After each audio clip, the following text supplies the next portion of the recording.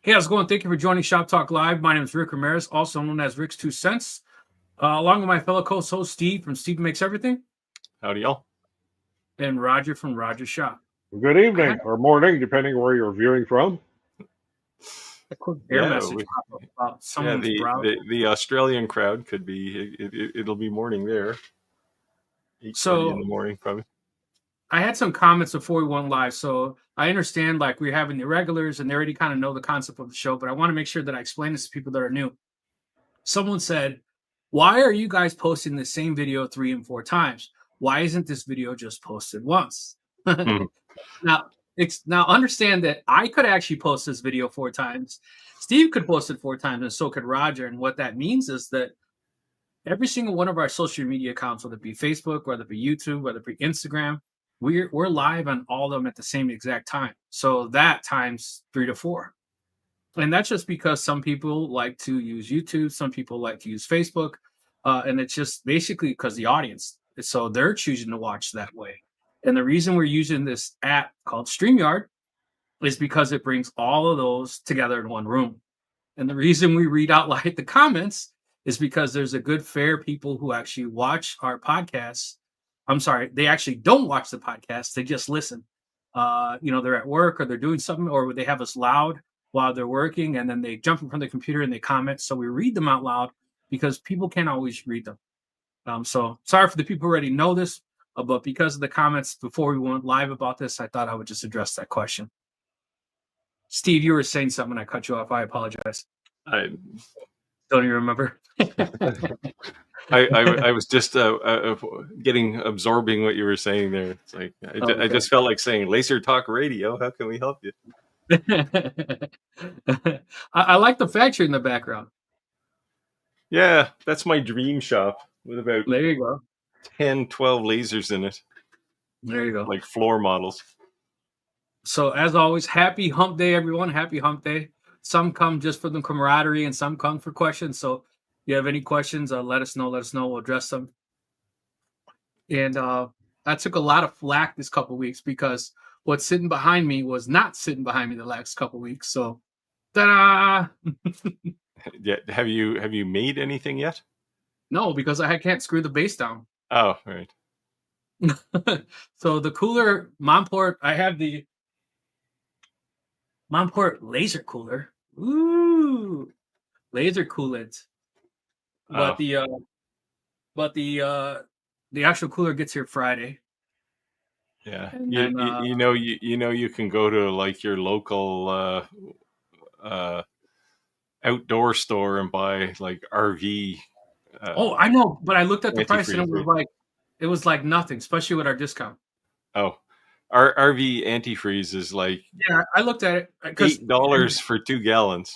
no, I mean Montport takes care of me, so I have nothing bad to say about Montport. So And Montport reached out to me this week, today, yeah, in fact, again. they're sending me a ledger on the 20th. They would like me to look at their 65-watt CO2. Nice. And well, I've gracefully declined because I'm so stacked right now to the end of the year.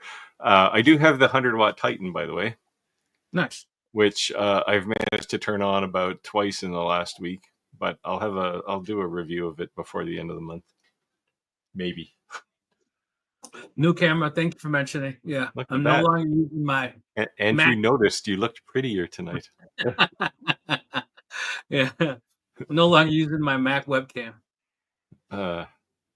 Andrew has my F1 Ultra, Nice. and he's been doing some cool things. He's posting them actually on the Facebook page.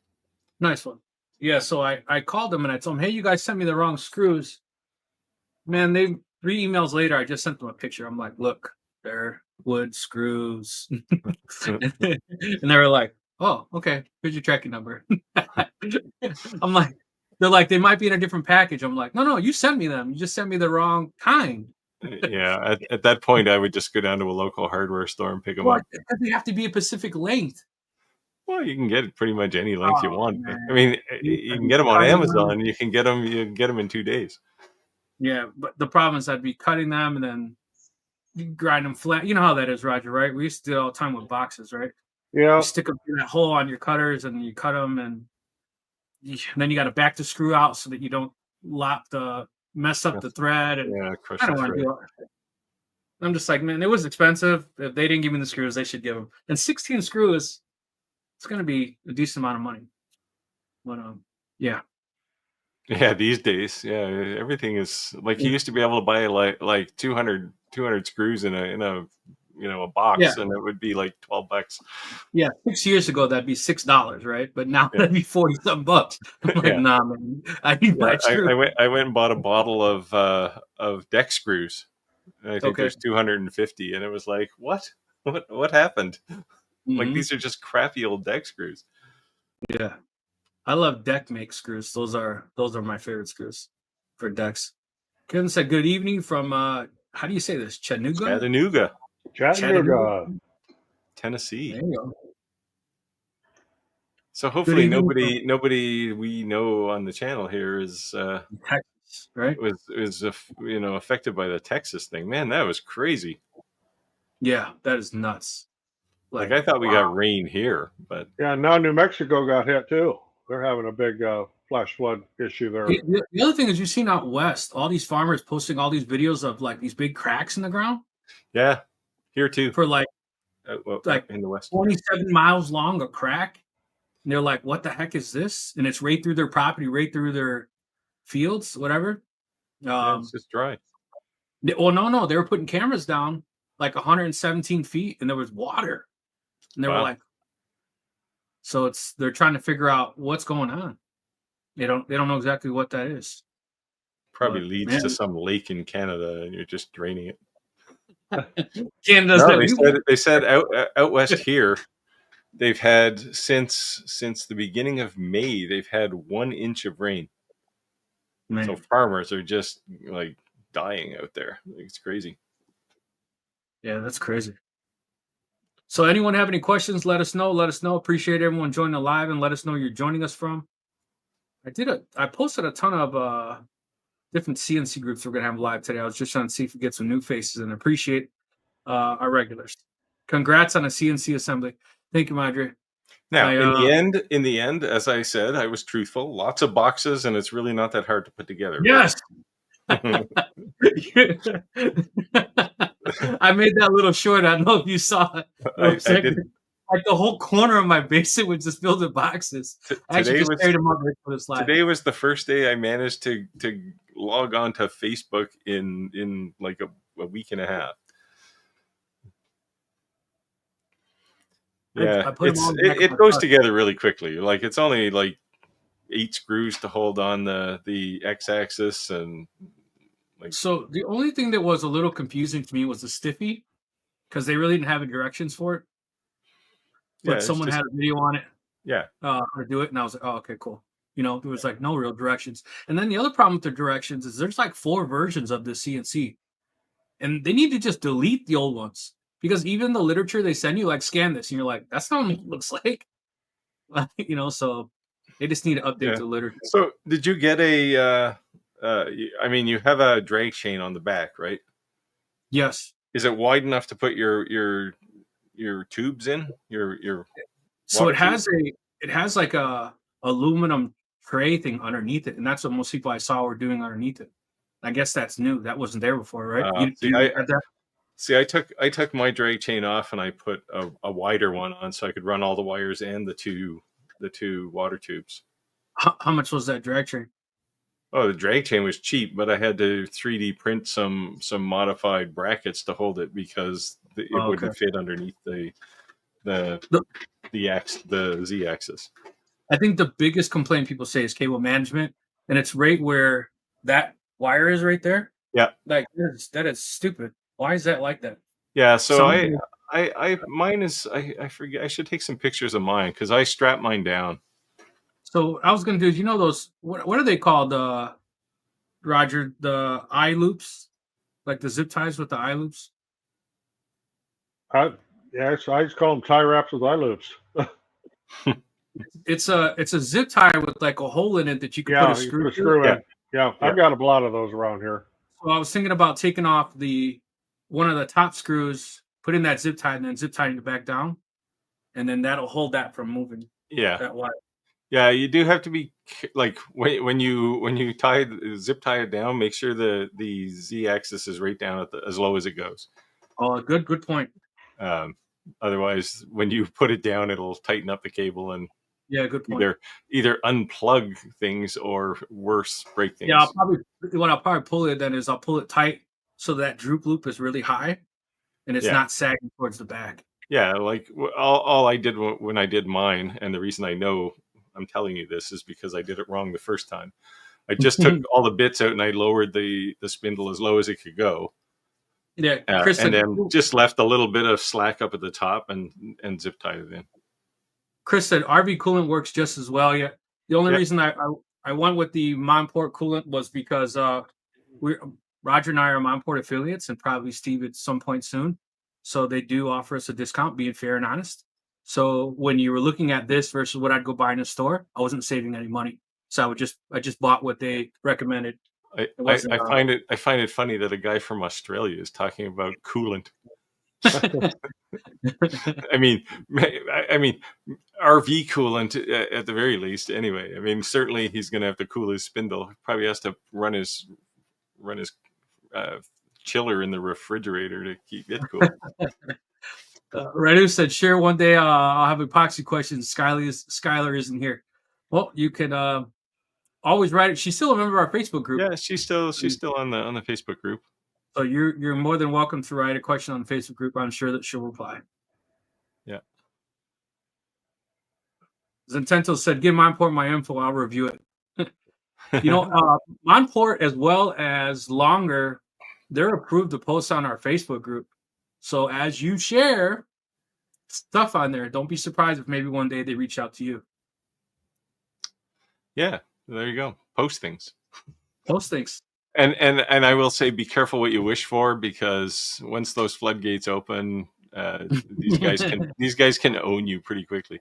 Yeah, you get just swamped with stuff, and then they're wanting things every week, and yeah. So I backed way off doing reviews. Yeah, I'm trying to too. I have a couple. Well, I have a few that I'm committed to this year, but I want to review things that are interesting, like things that are pushing the industry, right? Not just another open frame laser, because they're all fundamentally the same.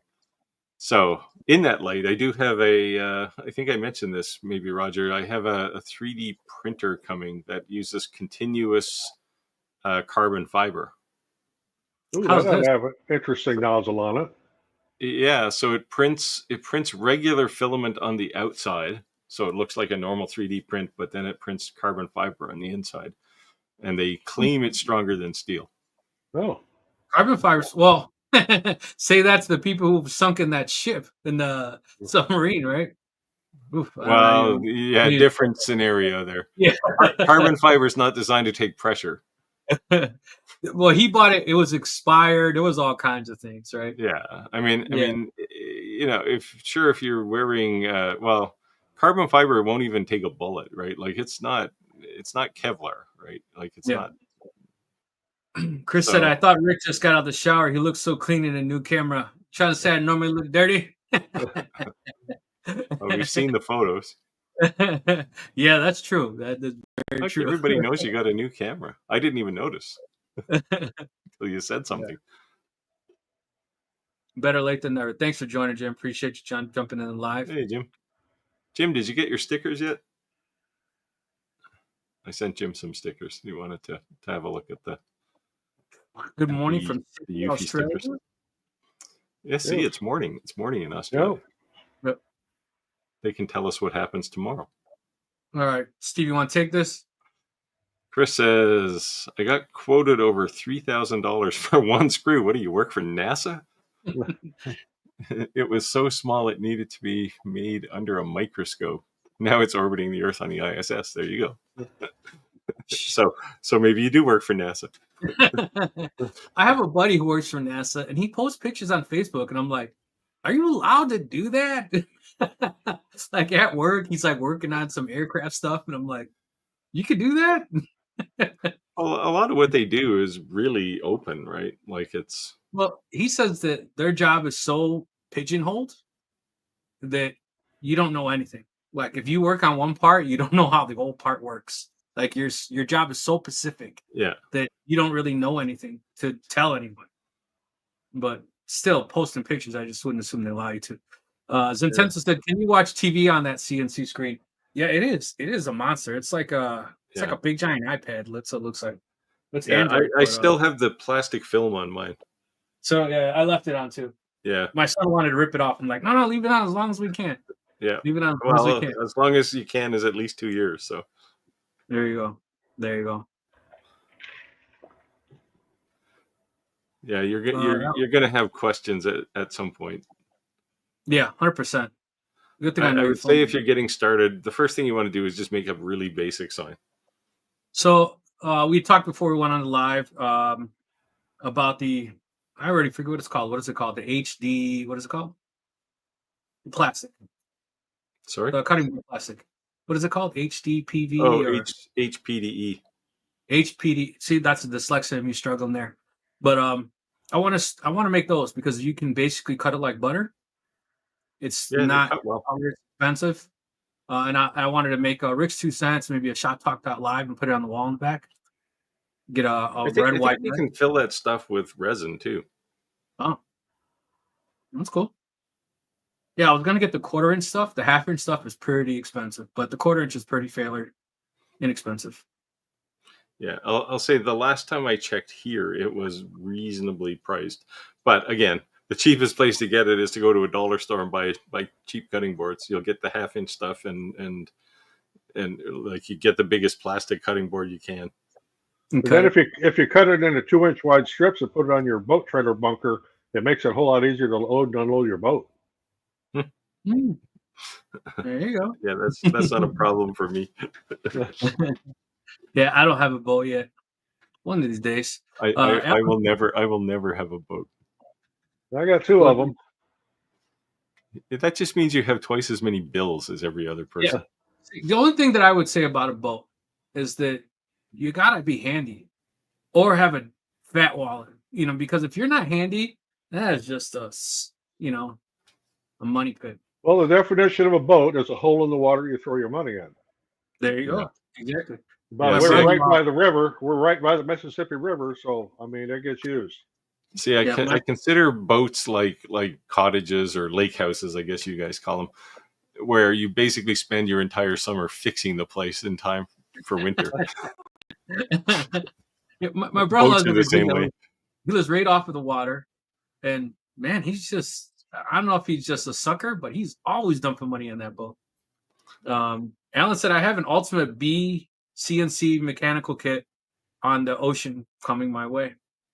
How long did they tell you? I thought the guys who made these are shut down now. What is that? Oh, I got a huge fly in here. Humongous fly. They come from, I think it's the UK, right? They're British. Miter said, "What tool did it take to make that screw?" Probably can't tell. If it's on a spaceship, probably not. Ancient Chinese secret. It's just like, what would you use a screw like that for? Like, just make a bigger piece so you can put a normal screw in it. Make the hole bigger. There you go. Problem solved. It came with us with its own screwdriver for that price. Man, talk about a precision screwdriver. Right? Yeah. $8 million screw comes with a 39-cent screwdriver. This says Harbor Freight. That'd be so hilarious. Radu said, "You guys are in different rooms tonight." I'm in the same room. I'm just facing different.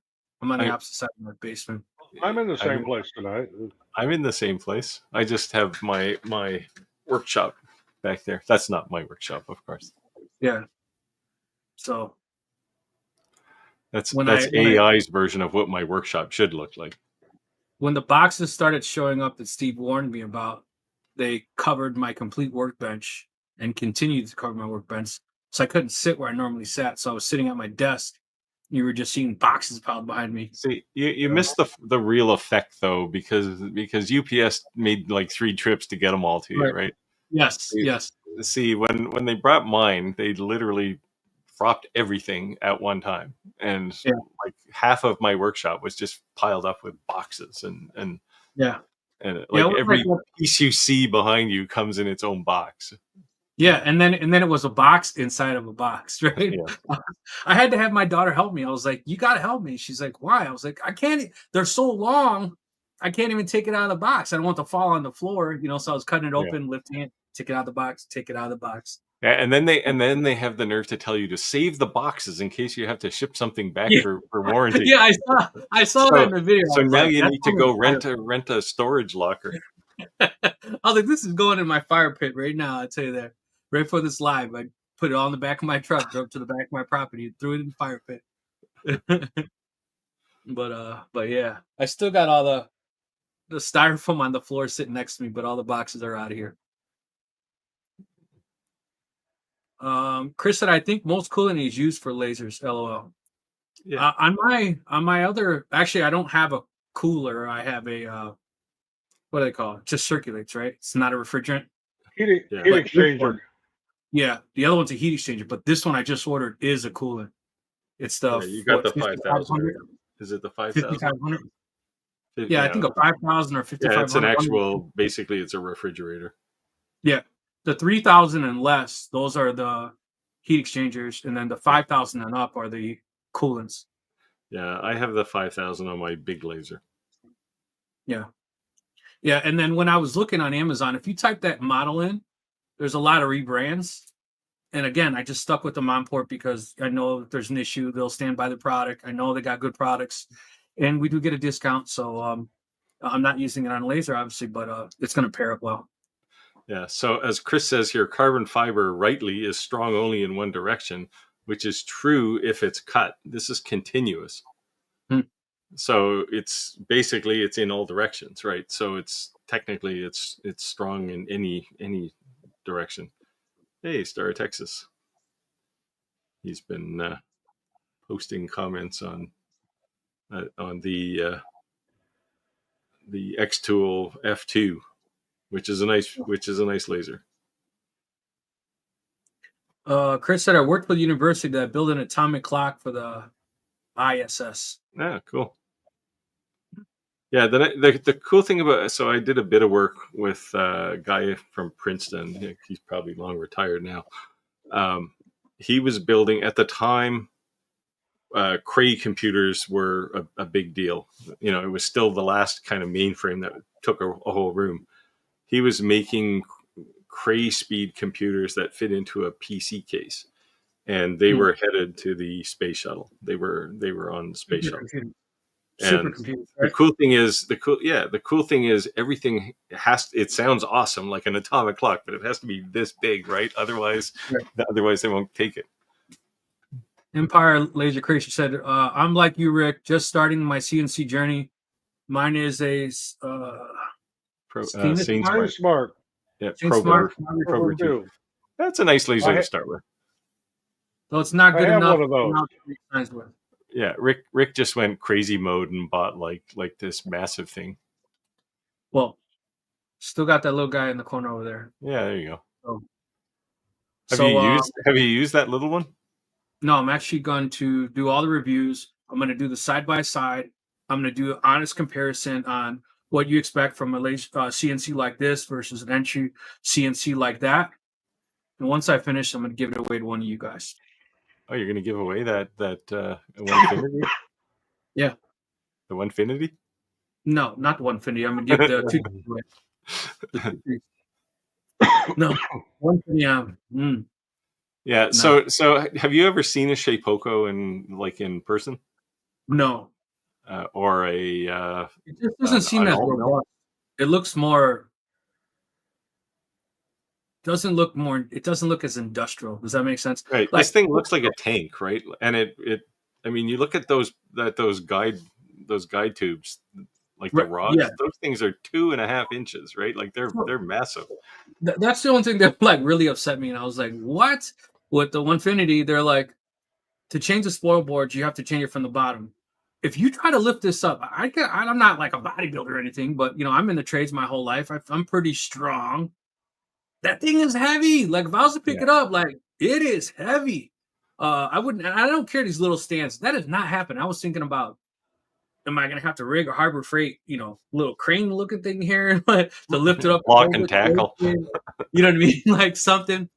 And Yeah. that's when we went live. I decided what I was going to do. And Yeah, see, I didn't bother with that when I bought mine. I just plunked it right on the table, and I put so it's on my table is plywood, 3/4 inch plywood, but then I put a piece of 3/4 inch MDF inside the rails. Okay. Which is my spoil board. Yeah, so I did that nice like cabinet quality 3/4 inch on top, and then the MDF. But what So I did is you haven't turned it on. You haven't flattened the spoil board or anything. No. Do you have a spoil board bit? One of these gigantic. Ordered a 2-inch off of Amazon. Yeah. So, so people were telling me online, "Hey, Rick, you can do it with a 1-inch, but it's going to take way too long." It takes forever. Yeah, I have a 2 2.25 inch, I think, or 2.5 inch.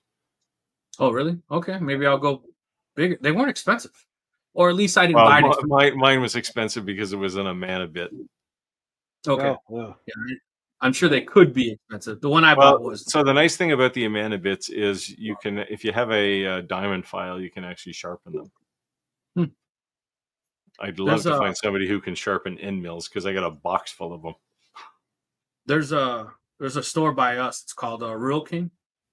They sharpen anything. Chainsaw. It's hard to sharpen in carbide end mills, especially. Yeah. Chris said maintenance on a boat is about the cost of a boat annually. Yeah, you're better to just buy the boat, use it for a season, throw it away, and get a new one in the spring. Alan said 25 days to receive from overseas. I tell you what, that's faster than it took me to get mine. I'm still kind of like in disbelief. It's because you bought it from a Canadian company, and they hate Americans. A little pissed off right now. So yeah. The whole world is pissed off at us.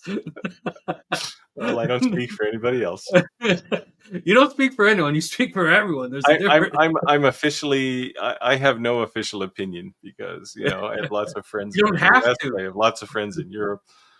Yeah, it's like asking, is the sky blue? There's some common sense to some things. I think you need an O-flute bit for that type of plastic, Rick. Yeah, you might. I was looking at the thing is, if you take a 1/4 inch end mill and you turn it really quickly, you're going to melt that stuff, right? Like it takes a ton of heat. I saw this bit. I don't even know what it's called. If that's called O-flute, it looked funny, right? Maybe that's what it was. What's his name was selling it? Ryan. So I was just going to buy the whole kit from. It's called a starter kit. They had a 1-inch, like all the stuff and he sells all the supplies, so he's the one saying. I'll take a look at that and make sure that's the type of bit. But Roger, to us, I found out in Addison, one of the largest distributors is there. Well, yeah. Jim says he delivered his second hockey puck today to the buyer of the first. Jimmy, you have like 20,000 of these things to make? You better hurry, man. Alan said Bulkman 3D from China. There you go. Miter said lower unit and water pump are usually maintenance of the motor. Well, because I'm in the Mississippi River, we're doing water pumps every year. But I've got so good at it, I could do it in an hour. Nice. I assume that coolant you have, Rick, is colored in some way. I think it's red, or at least it was in the picture. Let me open it. And the tubes you run to your spindle are clear. Yeah. Yeah. The color is useful because it tells you that the coolant is moving, turning, right? And that's important because I actually had the pump that circulates that in my system is just like a little aquarium pump, right? And I throw it in the bottom of a 5-gallon pail, and that thing actually died. And I noticed, hey, the bubbles aren't moving in the tube, so it's like, well, I better stop the spindle because it's a little warm. Yeah. Well, on my Monport 40, I got a little exotic and actually put a flow meter on the line. Yeah, lasers have flow meters, but I didn't do that. But on my Monport, I put a little bit of dish soap, and I put some the additive you put in fish tanks to not create algae? Yeah. I need Just about darn 5 gallons of that for my pond outside. For some reason, it wants to turn green this year. Yeah. So I'm watching from the same room. I think someone's better Well, check. it's because he said we were all in different rooms. He's watching from the same room. Oh, okay, I get it. Brent said, looking to buy my first 3D printer soon. It's either the X1C or H2D. I may be using multicolor down the track, but it's essential. Any thoughts? Well, my thing with the AMS units on the bamboo printers is I do some multicolor stuff, but it's mainly because I could run all the same color all the way across. And when one spool runs out, it just goes into the next one. And I don't have little bits of leftovers, and I don't have to worry about filament running out. It just makes things a lot easier. So Roger, in your honest opinion, do you think that people want a multicolor because they think it's cool, but they don't end up using it, and the multicolor ends up just being more of a continuous color? Well, now the multicolor, I mean, it is neat, but you end up with a lot of filament waste depending on what you're printing. Now, here, I got something that's multicolor here laying on my desk. So this is done with 3 colors: it's white, blue, and green. It's a coaster, but uh, because it's pretty much done in one layer, there's not quite as much waste. When you get like a taller print, when you're doing multicolors, you'll have a tremendous amount of waste, and they call it So poop. how is it wasting it? What is it actually doing? I don't understand, to be honest. It as it's printing it just switches from one spool to the next. But every Okay. time it does that, it has to purge out the old color. Oh, I see what Out you're of saying. the extruder. Yeah, I see what you're saying. Okay. So you're losing so many feet every time it changes color because it has to flush itself. yeah. I mean, it's not a lot, but we call it poop. But Well, it could build up if you're doing something really complex. Go back to Brett's comment there, Rick. To answer his actual question, I personally wouldn't buy the H2D because combining a 3D printer that really likes to be clean with a laser that are inherently dirty just doesn't seem like a good idea to me. No, I I'm not doing the H2D either. I'll stick with what I got here. So, in that same price range for the one he's talking about, is there one that you would recommend instead? Instead of the X1C or the Yes. H2D? Well, either. X1C is kind of the limousine, right? Yeah, it's kind of the top of the line there. Although I know Roger really wants to recommend a Creality printer. not in this lifetime. Yeah. Well, the Creality printers, I don't know. I don't have any major issues with them. I will say too, the Anycubic Cobra S1, and there's one sitting behind me over here. Well, it's out of camera range, but that's got multicolor. Maybe I can flip the camera over there a little bit. Look, other direction. Yeah, go up. there you go. And zoom in. Looks like a bamboo knockoff. Yeah, it pretty much is. And it's got the multicolor on top. And it works just as well as the X1Cs. Yeah. And it's cheaper, right? A lot cheaper. Yeah. Probably made it the same factory. See, there's the X1Cs right there. That's And pretty then, crazy. There's the P1S. So, Roger, if you don't mind me asking, how much you got invested down in that back shelf now? Oh, it's about $5,000. Yeah. You don't want to see me up that close because I'm having a bad hair day. Chris said a 300's a chiller, 500's a cooler. Yeah, 5,000. Well, I actually said it backwards. 300's a cooler, 500's a chiller. There you go. Yeah. Good evening, Tim. Hey, Tim. Hey, Tim, did you get your, have you seen, you haven't sent me any t-shirt samples from the X-Tool apparel printer. I assume you must have it up and running by now. He's got one? Yeah. Hey, you should jump. I showed you the box last week. It looked like UPS hosed it down or something. It was pretty bad. You should jump on the live and let everyone see it. That'd be cool. You don't have to do it today, but that'd be cool if you joined. Show us the X-Tool DTF printer. You want to take this one, Steve? Empire Laser Creation says started with easel, yeah, and a lot of people do. It was so easy to follow until I upgraded to VCarve Pro. Yeah, as Andy would say, friend of the channel, he would say all roads lead to VCarve or Vectric. Chris said Rick had to get the big CNC to make parts for the small CNC. Big brother, little brother. Brother. This is not as funny as it sounds. I made for my big laser when I built it, because I built it myself, right? I created a lot of aluminum parts with my CNC, because carbide tips, lay down a 1/4-inch piece of aluminum, you can go nice and slow, and if you go slow enough, you don't have to put oil on it when you're cutting it, so it doesn't spray oil everywhere. But that's what she said. Yeah, down cut flute makes sense. Yeah. Alan said I got my cooler from Light Object. I really like their design. Excuse me. Yeah, when I was looking online, it looked like a lot of them were honestly the same exact cooler. They were just rebranded. Yeah. Whoever makes those coolers makes them for everybody. Right. So, I mean, I don't know about the Light Object one, but there was like 3 models of the same thing.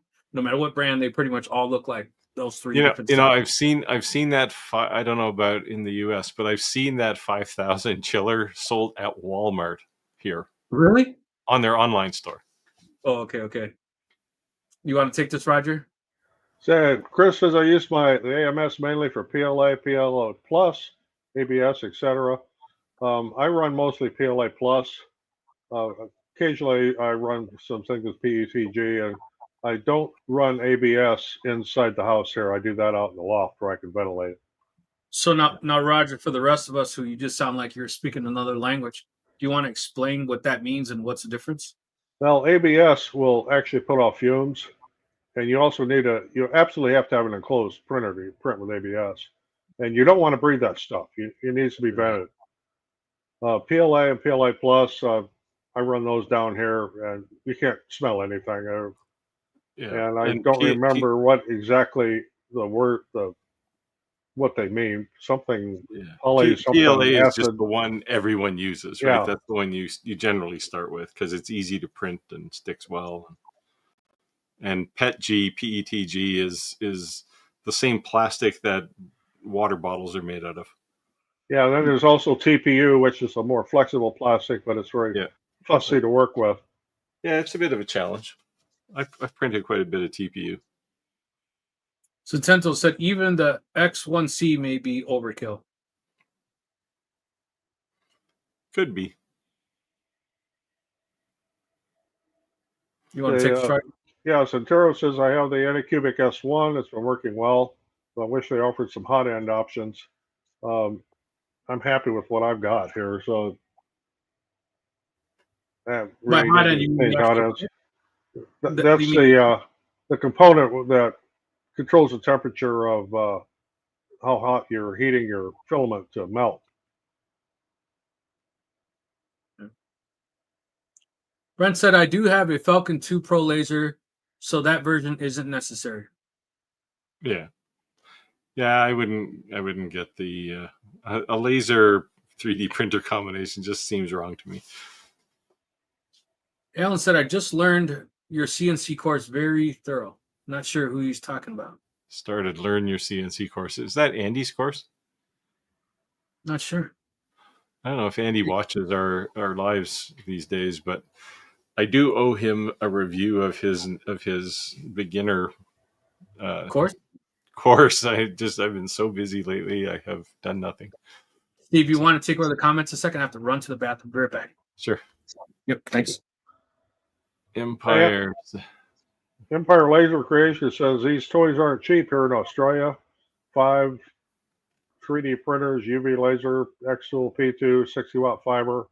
Now the CNC are now waiting for the Eufy Make. LOL. Yeah. Speaking of the Eufy Make, I did. Let me just show you something here. I've been making these player boxes for Dungeons and Dragons folks, and if I can figure out how to do this now, because they changed everything in this screen sharing thing here. Oh, here we go.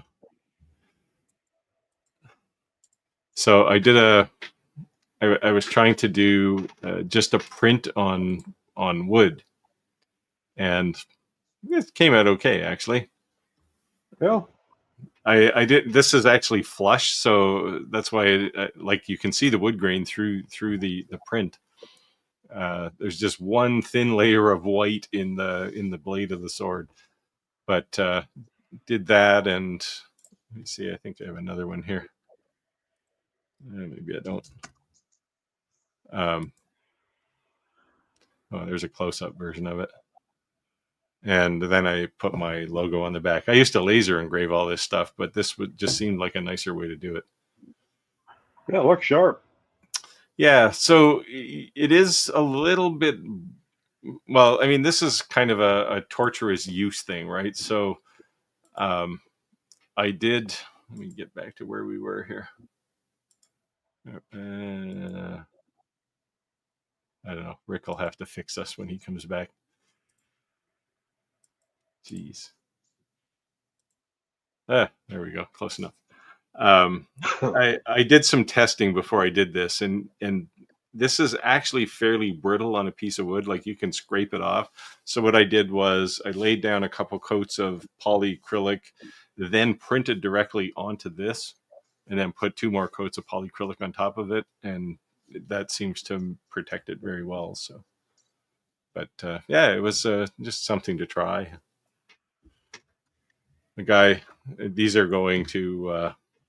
They're actually donated to for prizes. So for some competition that's going on, and a guy who's getting something for free can't complain if the cal comes off or the print comes off after 5 years. It's like, well, buy a new one. I'm happy to make you another one. Well, last Sunday I was kind of itching for something to make a video on. I needed to do another video on my Week Create 45. So I thought, well, I'll do a stainless steel bottle opener like a bartender uses. I don't have any here to show. So I made one for one of the bartenders I know, and he's like, "Oh, this thing's great." I put etched his name on it and everything, along with a couple little graphics. And so one of the other bartenders, "Well, can you make me one?" Then, "Oh, can you make me one?" And well, then there was some people in there from a motorcycle club. "Do you make those?" I go, "Yeah." He goes, "Can you make like 50 of them?" Talk Well, about word of mouth. yeah, I can. He says, "Well, each one will have to have a different name on it." Yeah. Well, then each one is effectively the same price. Expensive is the answer. Yeah, I told him. I said, "Yeah." I says, "You don't want them right away, I hope, because I don't have time to do that many of them right away. Because each one takes almost an hour to do. By the time you do both sides of it." Yeah, I don't know. You probably shouldn't upset the motorcycle crowd. No, Come and firebomb your house or something. I told him I can do it. There's the Yeah, president of the club's getting all the names together and their you could use nicknames. the parameter stuff in Lightburn and just have a list of names in a spreadsheet and just print the next one. Just keep printing. As long as you don't have a name that's like 300 characters long or something. So with that many of them, I may be switching from using the Week Create over to my Longer V1. Yeah, I'd use a fiber laser. Do you have a fiber laser? No, I don't have a fiber. What? How do you not have a fiber laser? Well, just nobody's ever offered one, and so I've never bought one.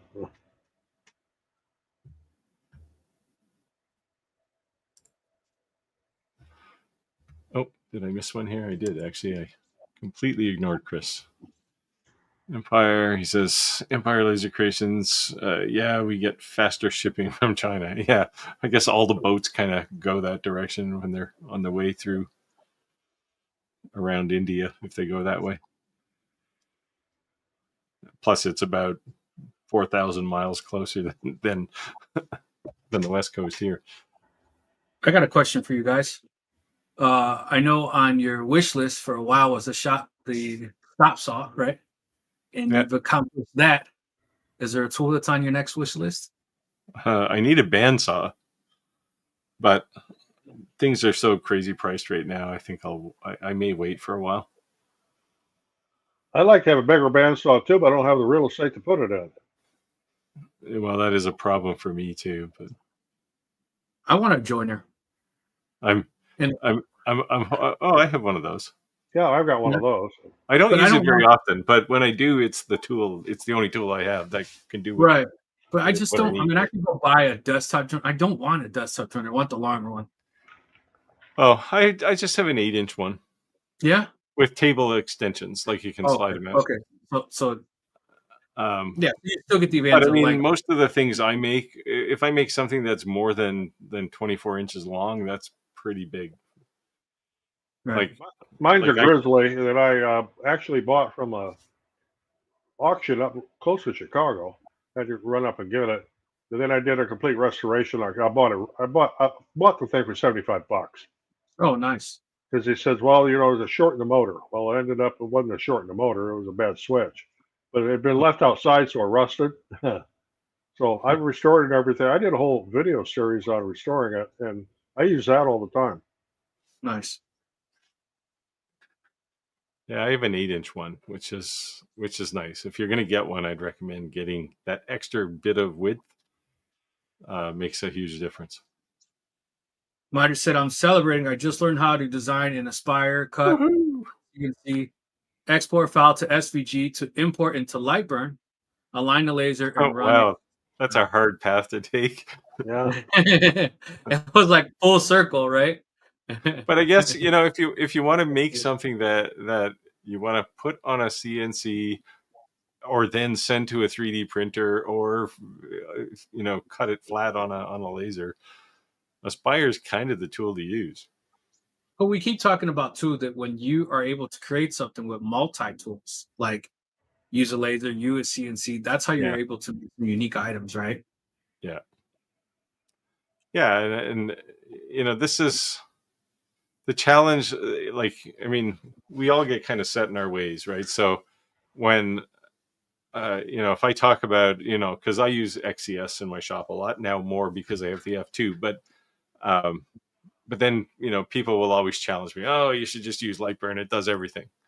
Well, no, because I have devices that speak at least 3 different languages in my shop, right? So Lightburn is not the solution to all those problems. It's good for lasers. There's no question. It's the thing to use, but Good evening from Clinton, North Carolina. Hello. Amy said, is white color the only flexible color on the UFI? Yeah. You missed I showed the player boxes that I was making, but so white is the only color you need to be flexible on the UFI mate. Because then the other one, that's basically your base. The colors are kind of flexible anyway, but the white is the backer for all of those things, and the regular white, when it cures, is like ceramic. So if you want to do anything that's going to bend, like say the cover of a paper, like a lab book that's kind of paperback or something, then you want it to flex. But you only need to do the white. Well, Skylar sent me these. Yep. Yeah, they look cool, right? And when you look at it, it looks like ceramic.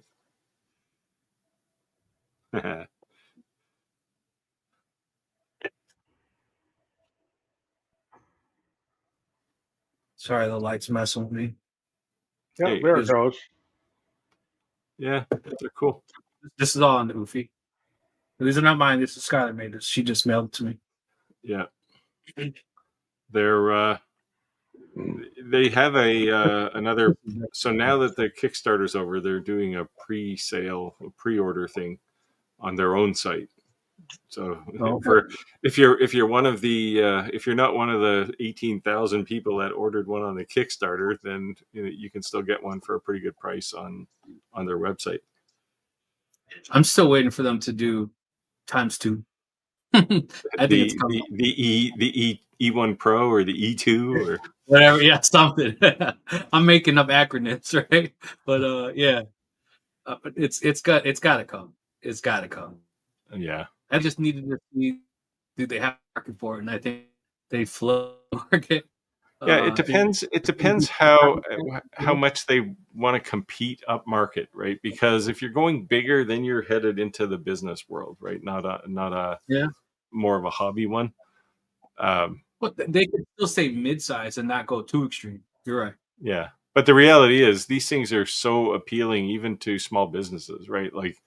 Like the alternative to this, if you had a business and you were looking for one, is going to be like a Roland or something that's going to be probably 15 grand, right? It's like if 4 or 5 times as much as this.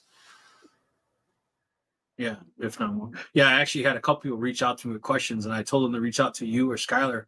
Like, well, I saw it on your YouTube. I'm like, no, it was just our live. I don't have one. Like, oh, okay. Chris said, Ellen, now if you 3D print a part, you could have all of the main gear just in one job. Yeah, that's what I was saying about multi-tool. That's pretty cool. Yeah. Chris said, I think a bigger shop is on everyone's wish list before tools. Oh yeah, absolutely. Yeah. I'd like to find like a vacant shopping mall or something and turn that into my workshop. Then I'm pretty sure I'm never going to fill it. You know what's crazy around here, Steve, is they keep building them and they stay empty. I don't know why they keep building them. It's all these mini pods and they're empty. Like, why do you build another one? It's like, I don't get it. Because malls retail's got to be in trouble now. Oh, here's something right on my line. Madra says, I gave my Creality printer away. I hated it. Oh, there. You got another vote. Yeah. You know what you could have done is gone live and be like, look, every $5 is pledged, I'll hit it with a hammer. I hit it with a baseball bat. What do you want me to do there? You got to pledge some kind of money. Might make 3 times the amount of money you paid for it. Andrew said, you have a joiner behind you, Rick. Well, yeah, kind of. It would take you a long time. Yeah. Yeah, the advantage, though, is that everything is going to be perfectly square. So I cut a lot of things out that I could easily do on a jointer, but I cut them out on my CNC. So to just make a square. They're precise, right? Like, that's the thing. Okay. I get what you're saying. I guess you're right. Well, you definitely wouldn't have any snipe that way. No. Well, hopefully not. Different. You can have different problems with the CNC. But. Mine said 3D printers on my wish list. So let us know what's on your wish list. What's something you wanted for a long time and you finally got, or something that you're still on your wish list and you're working towards. Let us know. Because at the end of the day, something you're working towards, maybe someone might say no or yay or nay. It's always good to get advice. Someone already has my wish list is a day off. I need one of those. I'm supposed to be retired. You'll get plenty of time to rest when you die. Yeah, that's what I figure. I'd be bored just, lying on the couch watching, like, well, I can't watch Oprah anymore, but some daytime television thing. Do they still have Jeopardy? I don't know. I don't generally watch television too much. So. Was it Tentel said I have a clutch joiner? I think that's the same. Q-Tech. This will be another probably. It's probably the same as the Grizzly, or in Canada we have Craftex, which is the same as Grizzly. There's a few other brands. Again, it's like the chillers, right? They're all made. Yeah. They all look the same. They're all maybe different colors. The Grizzly ones, I think, are green, and mine is gray. The bigger, the stand-up ones tend to be 220, right? The desktops tend to be 110. Oh, if you get a really big one, yeah. Yeah. My Grizzly's 120 volt. Okay. Yeah, they don't tend to be big. I mean, my father in his shop when he had a shop, he had an 18-inch joiner. Now that's a pretty impressive piece of hardware. Oh yeah. I mean, it was. I helped him restore it, and the thing weighed. Well, we picked it up in 5 pieces, and each piece weighed about 400 pounds. Because it was Oh man. well, it was all. I mean, the thing was like 10 feet Oh, long. 18 inches wide. Yes. Okay. Okay. Now, Nothing I mean, the length. thing is, the thing was made like 150 years ago, Right. but like you can't even get a piece of wood that big anymore, right? It's crazy. But it was a nice joiner. Chris said I had to dust off my old Creality to do a job while maintenance on my Bamboo One A1. There, see, Creality saved the day. How's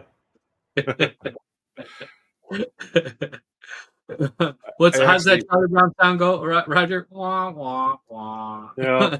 I actually just gave my Creality to a buddy of mine because, well, I have this other one coming, but I don't really 3D print all that much. Only when I really need to make a part for something. So it's Roger, not you want like to I take this one? really want to dedicate the space for it. Go, Roger. Oh, VistaSculpt is something I'm looking at for creating SVG files. That's not something I've ever used, so I'm not familiar with it. Yeah, I'm not either. Yeah, all right. Sorry, we'll have to check it out. Unless anybody has any Yeah. input in the comments below, let us know. Yeah, the secret code in that statement was SVG. Yeah. No matter what, get something that can work with SVG, and then you can use it in anything. Chris said you can see the Skylar influence on the team. She's still a friend. We're still friends. Yeah. And she's still a Facebook admin. So We're still gonna miss her. Facebook. Hopefully she comes back for a guest appearance every now and again. Yeah, that's fine. Madra said, I don't like to use a table saw. I use my CNC for cutting many things. Yeah, me too. You know, Madre, I was scared of my table saw until I started using it a lot. But then there's an old saying too, don't be complacent. Like that gets beat into Roger and I's head for what we do for a living. Don't be complacent, obviously. But the more I used it, you know, I wasn't so nervous. But I honestly was using it at first. Yeah. Well, now I have the saw stop, so I can just shove my fingers in there. Everything will be fine. Steve will be the first person who gets to sue them. But anyway, it didn't work. Turns out in Canada, they don't have to put those parts on. That's an American law. They saved money on the weight when they shipped it to me. Chris, I just got my fibers, so it's crossed off that wish list. Nice, yeah. Chris. How many watts? Fiber's a handy laser if you're doing a lot of metal work. Yes. Well, plastics too. A lot of plastics. Yeah, fiber's definitely cool. To me, especially if you want to do deep engraving. Yeah.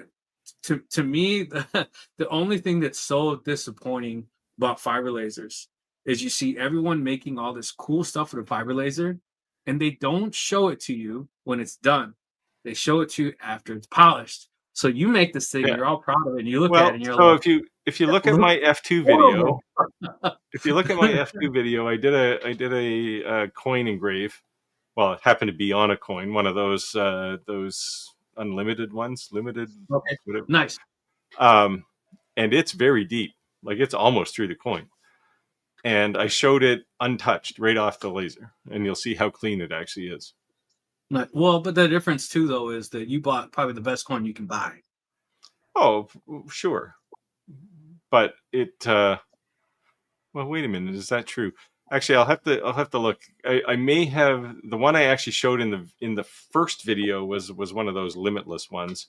Okay. The one I showed in the review video that I put out yesterday, I think, is actually it's probably a com marker coin.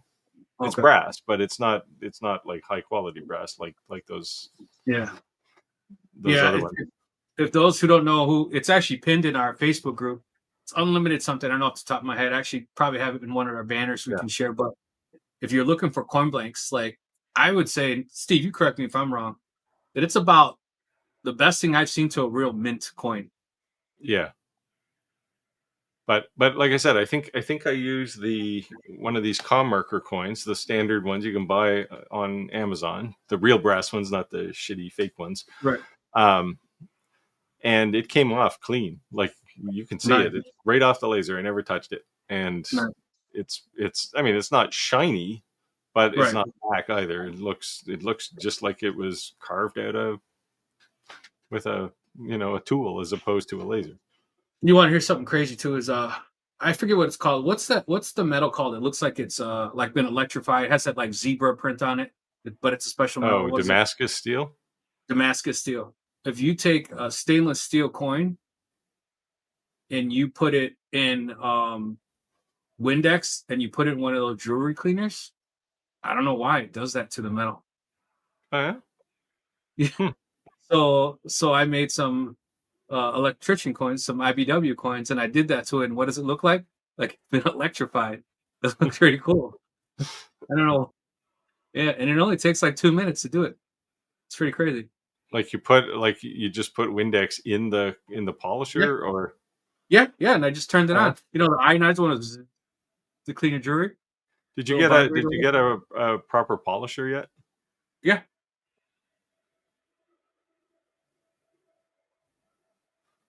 Ah, there you go. Oh, that's a different polisher. I meant like the tumbler ones, like. Oh no, I got this. I haven't tried it. I was actually gonna do I was gonna do I haven't done it yet, but I was gonna do a video that says your way is not always the right way, and sometimes it's okay to try someone else's way. So I was gonna say Steve's way, my way, and a new way. Well, and, okay, so it's not my way. So unless, no, the way unless with the coin tumbler, unless the way is all about laziness, then it's probably my way. No, what I was gonna say is this is the way that you did it. So I'm trying it because this way with the tumbler. Yeah. This is the way I did it by hand, and then this is with the polishing wheel. And I was gonna say what was easiest, what had the best results that I thought of, and what was the fastest, and then the price difference. Yeah. So at the end of the day, we'll say my way, the tumbler, the polisher, it takes, I don't know, 20 minutes. You throw it in there, push the button, and you walk away and come back and it's done. And that's all you have to do to it. Now, I usually put a bit of blacking on it just to make it look aged a bit. I was going to say the only difference is that you have to put a patina on it because it does it so well. Yes. Well, sure. And I can stop. I should have brought that coin that I showed in the video, because after I put it in there, I just polished it. I just put a buffing pad on my drill press and just buffed it, and it kind of still has that patina, but it's still shiny, which is nice. Yeah, because if you go too far, I like the patina. I think it looks way better. Actually, well, you don't want to make it look like it's an uncirculated mint coin, right? Like, I made two of the same exact coins, and I asked, like, which one do you like better? I think I just made this. Oh, I figured something out. It's not moving no more. That was two-handed. I put brass black on it and then polished that a bit, and it turns out really nice. Looks kind of antique-ish. Yeah, for sure. Let's see here. Centento said, I make SVGs in Inkscape. And I do as well. Yeah. Quite a bit. I have many SVGs that I've made in Inkscape. Chris said, I want to go to the Creality. I want to go give the Creality away, but I couldn't find anyone that I dislike enough to give it to them. Oh, slam. Madre's laughing over here, too. Oh, man. See, I didn't dislike it. I just needed the space. Chris said, I got a 30-watt Racus. MOPA for a color wasn't worth the extra cost. I got a 30-watt Racus. So the one thing that I would say is that I don't think you're going to notice a big difference if you're just doing engraving, unless you're trying to do the coloring. And so many people, they don't like to do the coloring because it's hard to promise a customer consistency, and then you can't match it. And I know there's some people, it's like two people on YouTube, they're like, they sell these master courses and they've mastered that skill set. But they put a lot of hours in to be able to master that skill set. Yeah. So And that's the thing. It takes a lot of work to build those tests, those settings up, right? Like I have a whole drawer full of those stainless steel business cards with all these different settings on them. yeah, And ironically, with the F2, because of the way they have their pulse durations and frequency ranges for pulse durations, I can't use the ones I created, so I'll have to create new ones, and that's a pain in the ass. So I kind of scowled at Xtool and said, like, you got to fix this. This is an arbitrary. Like, they're using a JPT laser module in it, and it's the same 60-watt JPT module that's in the ComMarker B6. So why do you have this? Why do you have these ranges? You know, if you're going to promote that your laser does awesome color, then it better be able to do awesome color. So I have these things, and it took a long time. It took weeks to build those things up. But so they're predictable. Once you have them, they're predictable.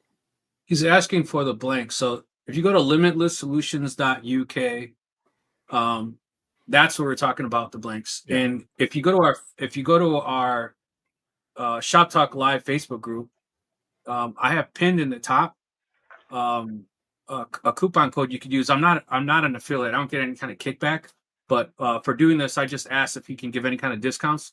It's a discount and free shipping for our subscribers. So I don't get any commission at all, but at least I'll be able to get you some discount and free shipping. I didn't use your coupon code when I bought mine, but I bought about $300 worth of stuff. So now the cool thing was they threw in a whole bunch of extra stuff.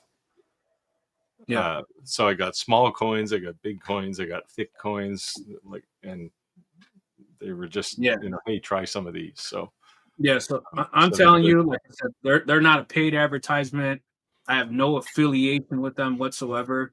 I'm a coin collector. I've been collecting coins since I was my whole life, so I'm geeky into that kind of stuff. So I have quite a bit amount of coins, and I would say it's the closest thing I've ever bought that looks like mint quality.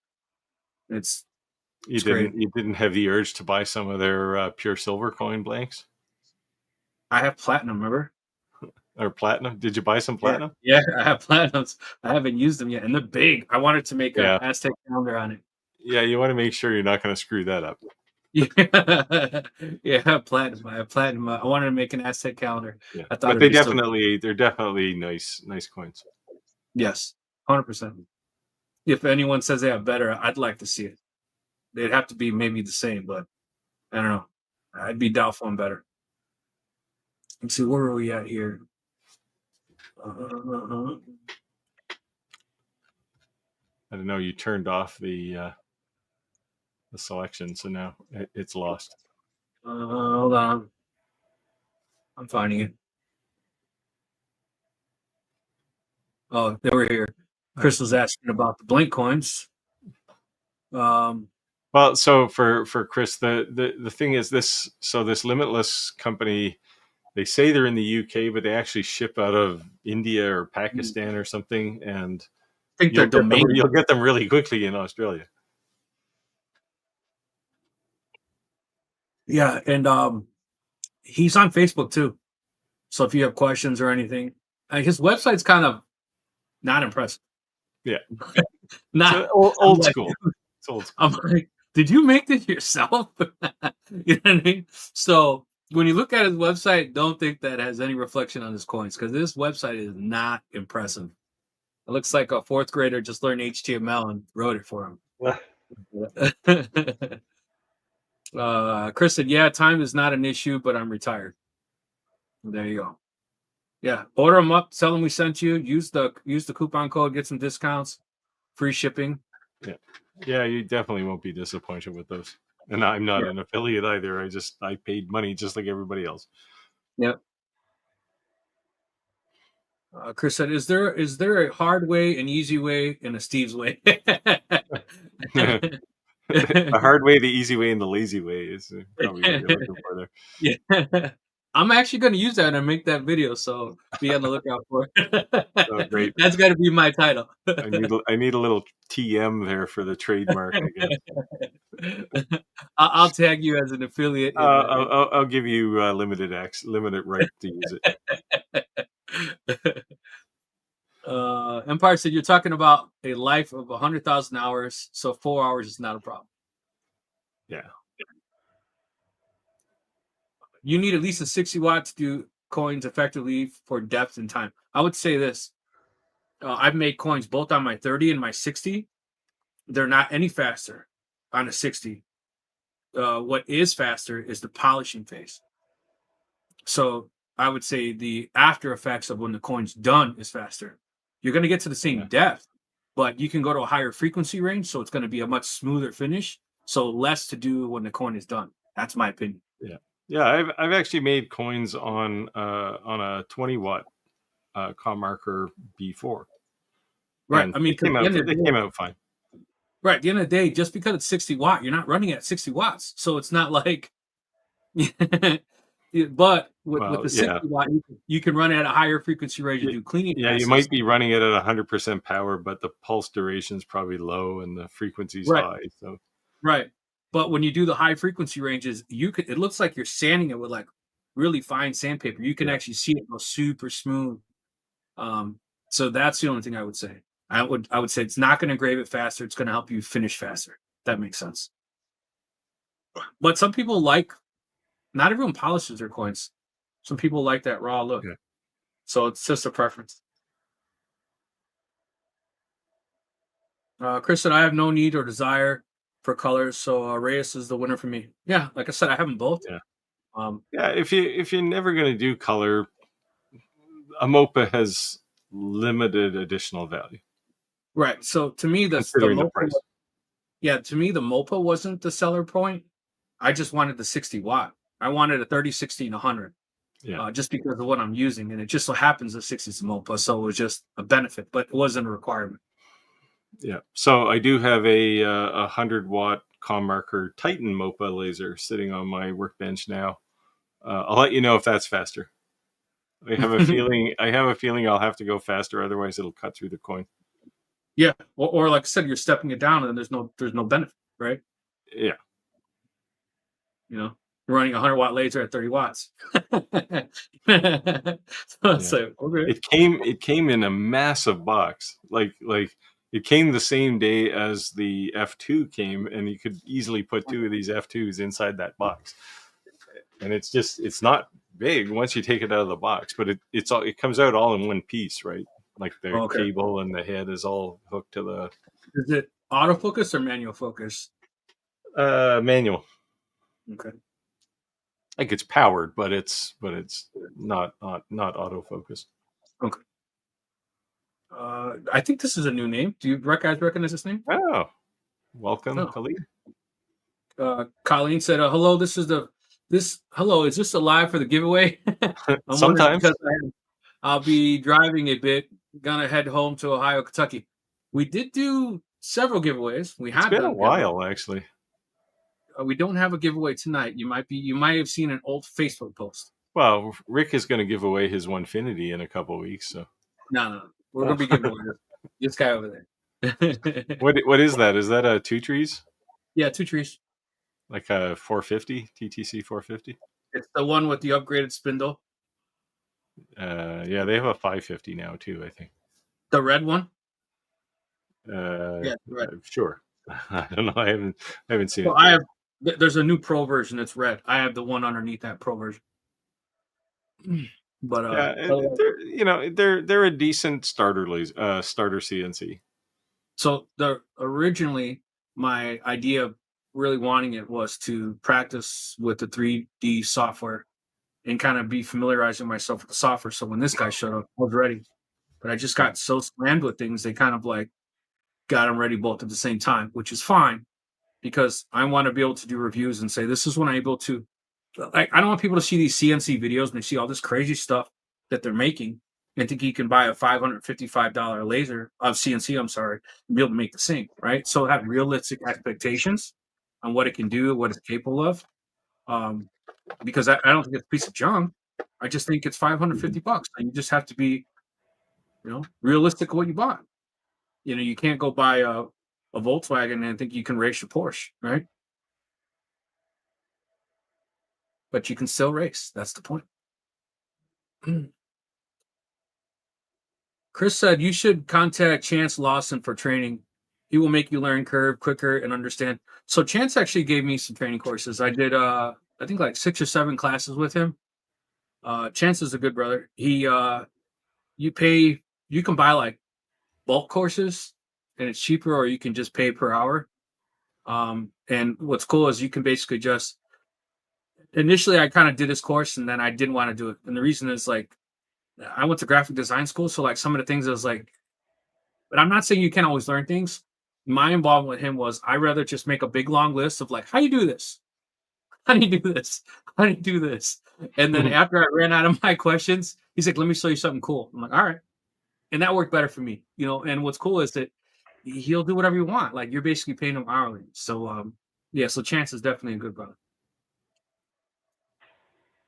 So since you were talking about coins and CNCs, here's your challenge, Rick. Make one of these.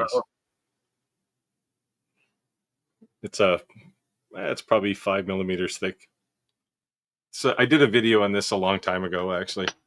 That was made on my old Onefinity. When you can do that, then you're a pro. Okay. Give me some time. Take my advice. Go slow. Give me some time. This is actually machine brass. Like it's pure brass. Connie said, my sister's been talking about this machine for days now. Which machine? I don't know, the F1, F2 rather. Could be. That's the newest thing out there. Chris said, Empire, I got the fiber COS. I ran out of learning challenges from my other gear. Yeah. It opens up some new doors too, which is. So I would say, just like we say with any laser, though, like you have to run the light burn test, right? So you create the pattern, see what the results are, and just go from there. And keep that. Run material tests. Yes, material tests. Have some sacrificial pieces. We keep talking about buying limitless coins because they're awesome. It's okay to go buy some Amazon coins and just destroy them or practice with them. Who cares? Same with like on CNCs. Don't go buy a Mana Tool Bits right away or Jenny Tool Bits. Buy like the 5-pack from Amazon, right? Because guaranteed in the first two minutes you're going to snap one. And it's much less angsty to snap a $2 bit than a $30 or $40 bit. Yeah. Start with the disposable things, like lasers too, right? When you're starting out, cut the cardboard box that it came in. Oh yeah, I tell people that all the time. You want to practice on it, use the box it came in. Yeah. And don't do it on the dining room table without a backer. And you know what's so funny is that as you're first using your laser, first time you actually do cutting stuff in cardboard, you still think it's cool. You're like, look at this. Now, since we're talking about this, I do have to confess a screw up that I made with the F2. Probably the third thing I did was a material test. I threw down a piece of it's probably 0.6 millimeter stainless steel business card, and I started putting the scale on it, and the power was probably a little more ambitious than it should have been. And when I pulled the card away, I now have a scale on the base of the F2. Nice one. Oh, I was needless to say, I was annoyed. One thing I would say is something that Roger always says is that when you're selling something, you have to keep in mind your shipping costs, because a small change in size can make a drastic change in shipping. So we just brought up cardboard.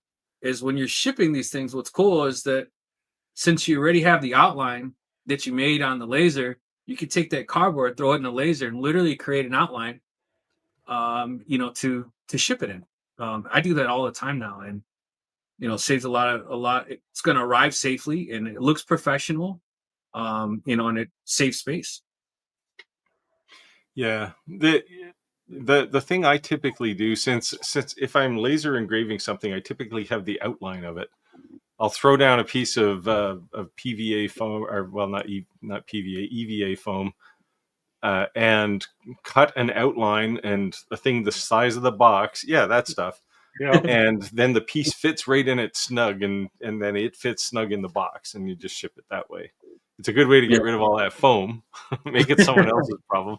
But it also, it's super durable for shipping. So you're gonna make fun of me, but you know, one of the things I honestly want to make on the CNC, and I know it's corny, I probably couldn't sell it. It's gonna be probably sell just as good as my garden stakes. Oh, I thought you were going to go for the next generation of those. No, I want to make those. I've seen people do it, and it's cool because we get geeky into Halloween. I want to make some pretty cool looking headstones out of foam. Foam? Yeah. Oh, you'd be able to whip those out really quickly. Yeah. Even if it's only for my own yard and I take some rebar and stake in the ground, I push it through the bottom. Yeah, you're looking for like the 2-inch foam probably. Yeah. Yeah, you can cut that stuff out in seconds. You can cut that out with a laser too, just so you know. Yeah, CO2 but the laser would smell absolutely horrible. That's the only difference. Oh, you got to go fast. like you're setting low power and you basically got the laser cranked up as fast as it goes. But yeah, really you need a CO2. Yeah, but I've seen this guy. He does a lot of Halloween stuff. And he does like sculpting with that foam on a CNC. Man, yeah, that's the advantage of a CNC is you can make it like when the names on a headstone, you can actually carve the names in right with a V. Right. Yeah. So it looks pretty cool. So I want to try. Like I said, I'm highly doubtful I'll be successful at selling any, but I might have the coolest Halloween decorations on the block. One of my neighbors does that in her front yard. It's like creepy, honestly. But hey, it's cool for Halloween. Right. It's a little grotesque. Chris said, "What version will Clack Shack orange?" Well, what version will be Clack Shack orange? Which version of? Not sure what he means. I don't know. I just want to mean Chris. We should get the Pantone color for Clack shirts. Is Clack on tonight? Sometimes. Santa Laser Engraving said, "Speaking of coins and depths, in my months of working with my CO2, are any of the fiber companies reporting depths per pass in the machine? I understand over time. No. Or degrade over time." No, nobody reports that.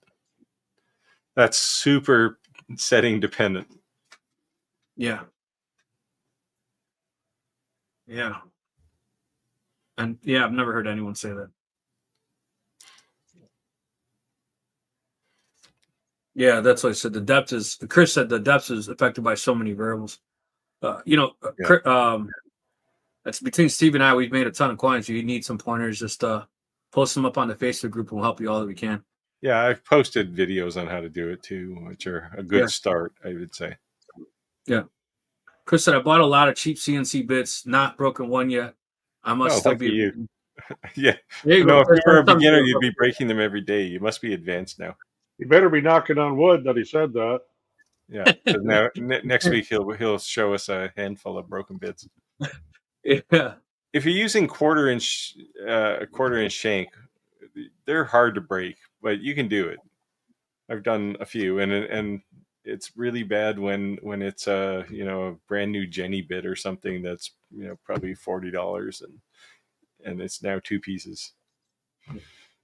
Santa's Laser Engraving said, "Chris Gallagher, I understand that. My thought is giving you a general idea that it may go at least X deep." No. Nope.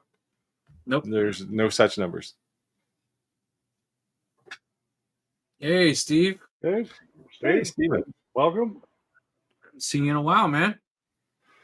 If I remember, I know what I can do, Rick. I'll send you the design for the dart box I made for Stephen, and you can make it and send it to him.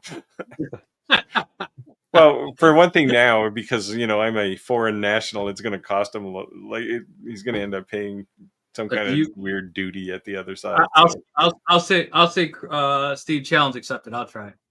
Yeah. If you're willing to share that with me, I'll try. Actually, there's a better one than the one I did, which is the one that Vectric did a shared project they posted. And honestly, if I was going to build another one, I would use that design, whether I created my own or used theirs. I'll have to check it out then. Yeah, so just so you know, Vectric has all kinds of really good like projects you can play with, like weekend projects.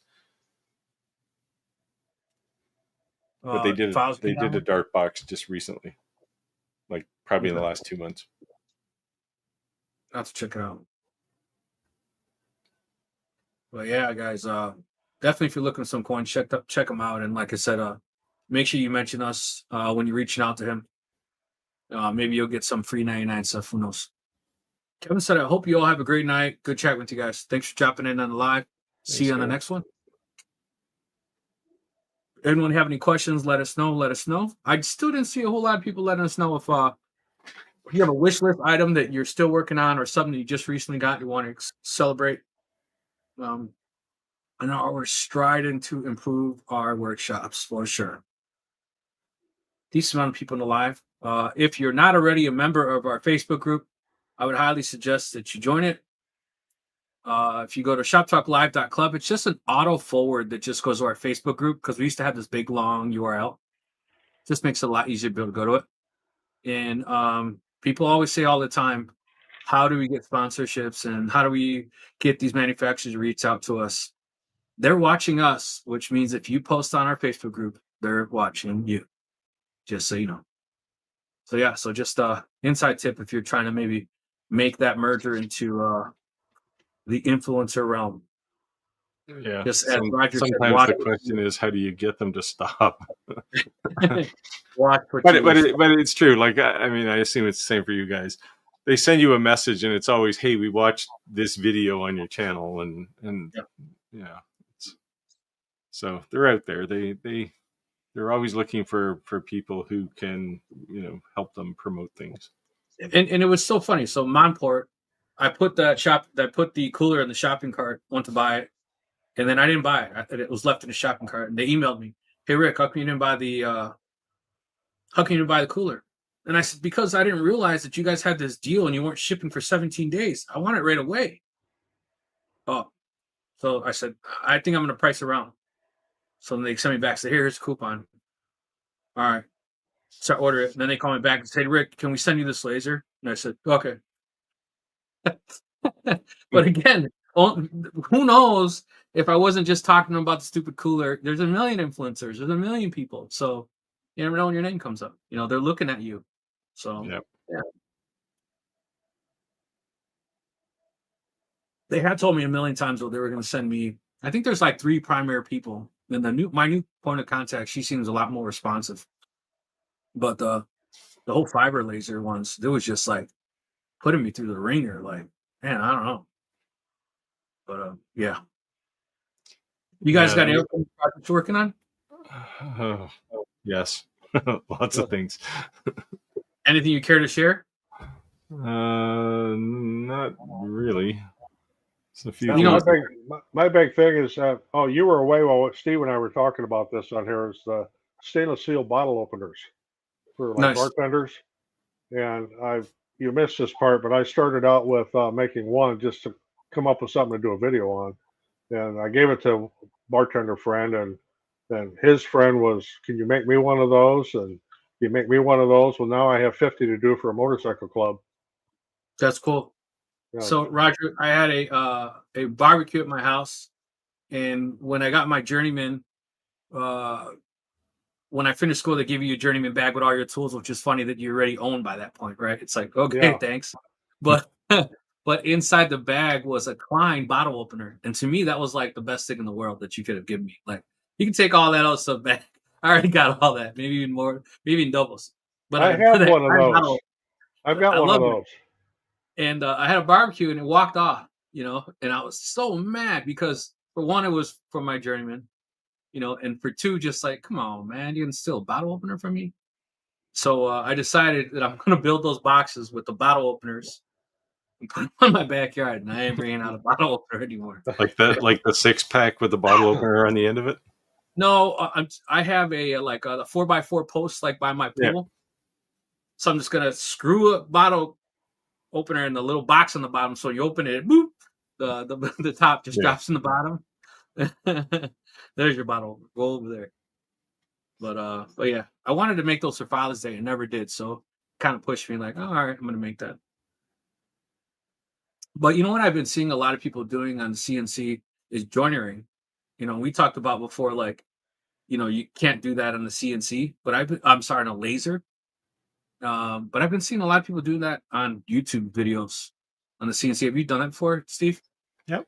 Yeah. Did I not show you the puzzle piece thing I did? Like I'm not sure. it's basically it's basically a piece of maple and a piece of walnut, and I cut it. It's like two pieces of a puzzle, and I cut them on the Onefinity, and I literally they were snug fit together, Nice. like rubber mallet snug. And How much experience do you have using the fourth axis on your CNC? I made several complete chess sets now. So I was watching this whole thing that people were taking 4x4 timbers because you can get them pretty cheap and doing a lot of things, but they're saying you kind of have to account for the corners because they stick out. So when you're down to it, it's technically not the down because then as it turns, that's higher than. So you can create a toolpath that roughs those out first. What I typically do is I'll cut a 45 off of every corner on my table saw because it saves 15 minutes of chipping away at corners. Makes sense. Yeah. Okay, that's good. Now, you do have to watch those little wedges coming off the saw because they're like bullets. But like I usually stand to the side and they'll shoot back about 10 feet and hit the garage door, and they make this wicked sound. Yeah. And Chris said, I think product reviewers have their own library shared by spammers.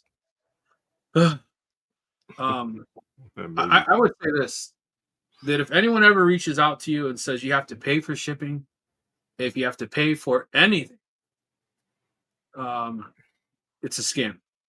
If someone emails you from and they're not at the company's domain, don't assume that that's not the company, because a lot of companies hire these third-party companies to screen. Yeah. So if you think they're a scam, you can say, can you email me from @momport.com?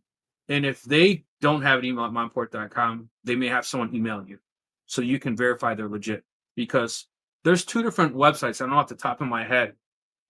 I registered that were for influencers. And I must get like 30 emails a day. And again, a lot of them I'm like not interested at all. But there has been some legit stuff that's come through that those are ad agencies that are hired from very large manufacturers. Yeah, they're like marketing companies that they hire. Yeah, right? One of the biggest ones in China is called Z Banks. I belong to that, and I've gotten a lot of stuff through them. They're legitimate. The commissions are good. I mean, I have no problems with them. Yeah, I have an account there. I don't sell too much from them through them right now, actually, but. You know who just reached out to me and I thought it was funny? And my son is obsessed. He's like, do it. It's Oofy. You guys seen those robot mops? No. I'm still intrigued by the robot dog. It's a robot mop, duster, cleaner, the whole thing. They're basically doing everything AI. They're doing AI cameras, robots. Yeah. My son's geeky in anything robot or AI. And I'm like, you're not going to believe who reached out to me. Oofy reached out. I'll send you the message from this Chinese company that makes these, the dogs like Boston Robotics has. My son would like. They've been pushing those to me. I finally had to send. They sent me I don't know how many messages, and I just ignored them. And finally, I had to say, "Look, I'd love to have this. This is the coolest piece of technology ever, but it's just not in my niche." Tell him I'll do it because Ricky would have a blast.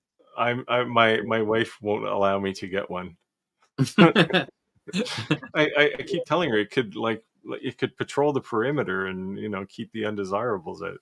But so this kid is so smart, man. Ricky's 5, and apparently he has an iPhone. Apparently he set up his own YouTube account. He had thousands of subscribers and views, and he was posting videos of his vacuum, the robot vacuum, just vacuuming the dining room. And people are watching it, and I'm like, seriously? And he's talking, like narrating the thing. There's my vacuum, and look how it goes around the chair. And he's just talking to people. I'm like, who the heck is watching this? Is he doing YouTube Shorts? Because he'd accrue millions of views for that kind of stuff. It was just crazy. It was like a 12-minute, 13-minute video of just, I'm like, what the heck? How did you know how to set up a YouTube account? The kid can barely read. You know? Oh man, yeah, it's so funny though.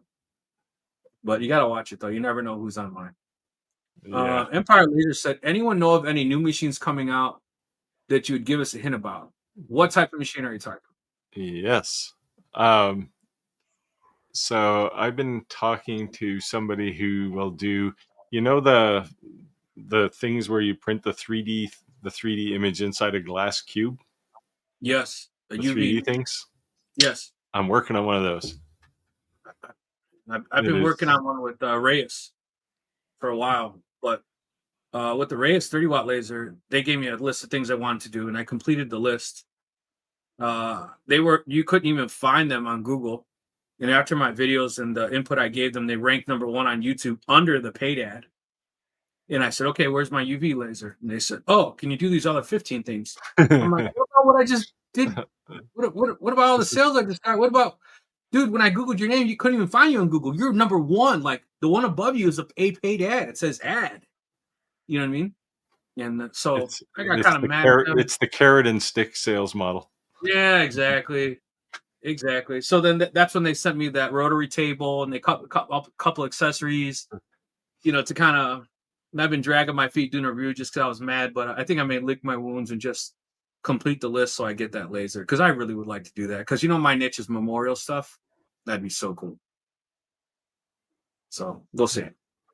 Anyway, I'm eager to find out about this. It's like a fiber printer or a fiber laser, but it'll print 3D layering inside a piece of glass. That's crazy. And yeah, it's a limited use, but holy cow, it's cool.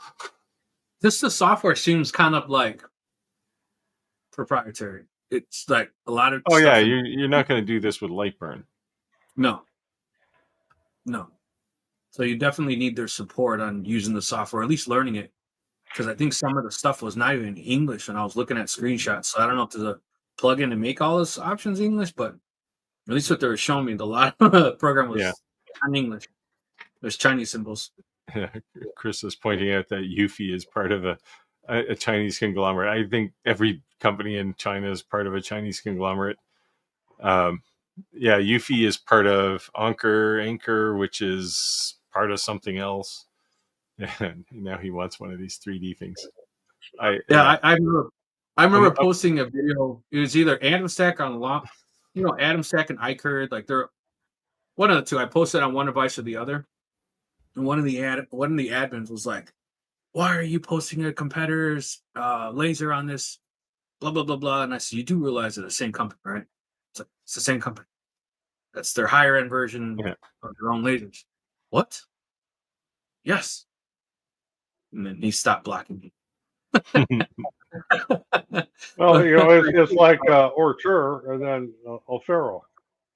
It's the same company. Yeah. It's just one's a little bit better grade than the other. Yeah.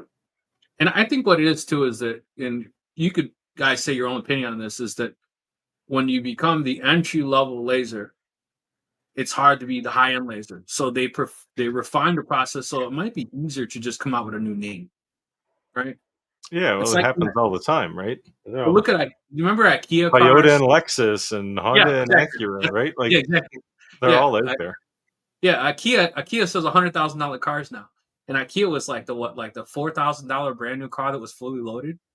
Like, you know what I mean? Like, dude, I am not paying $100,000 for the IKEA. Like, have you seen them though? They look pretty. Sweet. I'm not saying they're nice. They're nicer than a Mercedes, but it's still an IKEA, man. Well, sure. Yeah, my wife was driving a Mercedes, and I ended up buying her an IKEA, and she was pissed.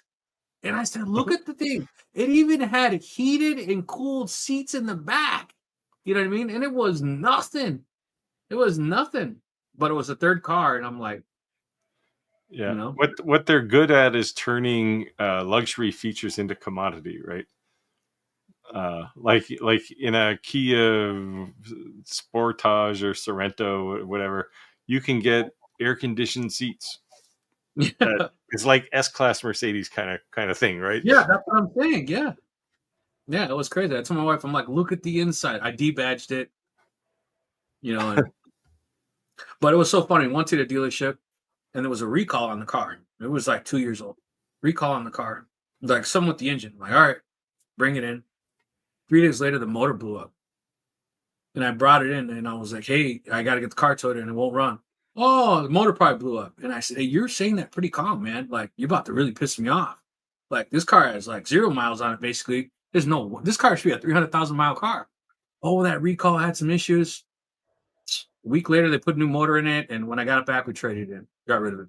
We went and bought an Escalade. Said, screw this car.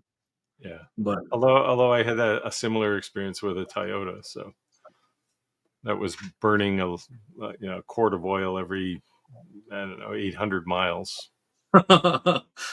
So And Jim wants to know where he can see one of my stainless steel bottle openers. I don't have any on my desk down here. Every one I made, I gave away, and now I got orders for a whole bunch of. yeah, So, you can get these on Amazon, Jim, or if you want to buy a Yeah. bunch of them, you can go to AliExpress. Although apparently shipping on AliExpress has just gone crazy lately. but I'll have a video up on making them probably late this week. what I think is pretty cool too is that a lot of these people who sell jigs, they have links to Amazon and they sell you the file so you can make 15 or 20 or however many, whatever it is, whether it's a longer nano, whether it's an X tool, whether it's a CO2, whatever you're using it on, they sell these jigs that you can just like boop, boop, boop, put them all down. And they say the file you open in Lightburn and just drag it over. And Yeah. it just makes life so much easier. And those jigs are so cheap. So if you sign yourself, making repetitiveness, that might be something cool to check into. Yeah, design your own, right? You can. Well, if you have I a mean, 3D printer, or if you yeah. don't have, Well, you Well, don't even sure. need, you don't even But need if a you got a 3D laser, printer. you can cut it out of yeah, plywood, cardboard. too.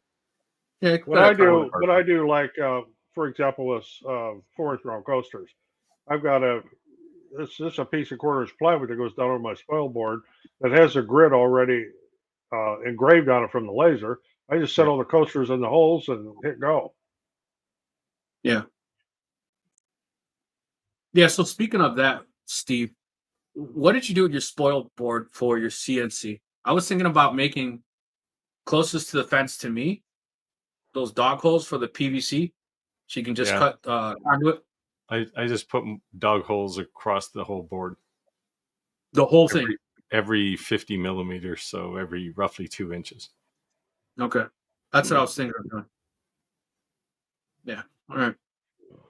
I may pick your brain when I start doing that. Yeah, and if you do it right, um, the plastic EMT type conduit. Yeah. Yeah, It'll it's fit. like you get the half-inch stuff, half-inch OD. You make your dog holes that size, and then you cut these things off so they stick up just enough. And that's all I use. And then you if you can create some, like I have, lever clamps and angles and stuff. So yeah, check it out. yeah, Chris said, I want to see a car company that has a steering wheel cooler for hot days. Cadillacs have it. Yeah, there is. Cadillac had a heater and a cooler. I wish my truck had that. It's got a heated steering wheel for the winter, which is great. Yeah, But my it's truck. black, and in the summertime, if that sun's been shining on that, that's a little hard to handle. Yeah. No, Chris I lives in never really- Australia, so Holden probably has some car that'll have, especially in Australia, would have a steering wheel cooler. I like the heat. I like the cooler seats because when you have leather, just to turn it on before you get in the car. But once you drive, I have to turn it off because it makes me feel like I have swamp ass. Like, why do I want this? Yeah, down it's my a little, it's a bit of an uncomfortable feeling. Yeah, it's nice to sit down and not a hot seat like but I don't want to sit down while I'm driving around. No. Chris said Empire Lasers, the fiber is my 8th laser. Welcome to the addiction. Yeah. Oh, Chris, Steve is making it rain. He has been away for a while. Came back cha-chinging. Nice one. Yeah, Chris is highlighting a problem there. You start with that $100 laser that Andy reviewed, and before long you're buying like some floor model 150-watt CO2 laser just to cut something out, right? Yeah. And a whole host of things in between. So I made this little short about the CNC. I don't know if you guys saw, but it was basically about saying that entrepreneurship takes guts, it takes risks, and you have to kind of take risks to be able to reap rewards, right? But we always say too, buy within your means, purchase within your means. Don't try to keep up with the Joneses, and don't buy something that you're thinking you're going to make enough to make the payment. Buy something you can afford to buy without the business. Yeah, and the reality is, if you spend, $200 on a diode laser or $2,000 on a diode laser, you can make the same things, right? So Right. you don't have to spend the big bucks. Yeah, just what I'd say. YouTube gets real snobbish. That's like it's like the gym, right? When you go to the gym and you're the fat guy, nobody wants to talk to you. And all of a sudden you get me. But there's the boys club, right? Where there's YouTube's clicky, and it's easy that once you get to a certain level to forget how far you've come or to forget where you started. That's all I'm saying. So, but don't be annoyed if I just start dumping tons and tons of CNC videos, and I do things wrong. So if I'm doing anything wrong, I'm learning. Let me know that I'm doing it wrong and tell me. I'll be all over you, man. I'll do competing videos. Rick says to do it this way. Here's the right way. Remember when you made that one video about me, Rick? The thing is, if you're making mistakes, that means you're learning, right? Yeah. And sometimes you make a mistake and you learn very quickly that there's a different way. But sometimes you'll do something and then you'll see somebody else do something similar and you'll go, oh, they use some different technique, and I'll do that. I keep going back to inlay, right? And I mean, I've done inlay by hand, I've done inlay with lasers, but the first time I did inlay with a CNC, it was effectively a machine version of hand inlay. But now it's like, wow, I can use V-carve to do this, right? And so let me ask you something, Steve. Since you're talking about the inlays, when you do the inlays, the piece that you pushed in, do you cut that flush with your CNC, or do you stand it up and cut it off with your bandsaw? No, you can cut it off with the CNC after. I've seen a lot of people, like, if they have a tall enough bandsaw, they just cut it off. Yeah, well, I don't have a bandsaw, but the other thing you can do is you can run it through a planer. You can run it through, if you've got a drum sander, you can sand it off. No, I was just saying, because they were saying that's normally faster, and then the CNC does the cleaning pass and makes it look nice. Yeah, well, yeah, it depends on how big the inlay is. What your method was. I'm watching all these videos, and a CNC is pretty fast. Methods. Yeah, everyone has a different method to the madness, so I was just seeing what your input was. I use whatever's closest, right? Keep in mind, lazy, right? So if I have to walk all the way over there, that's too much work. So let me ask you another question then.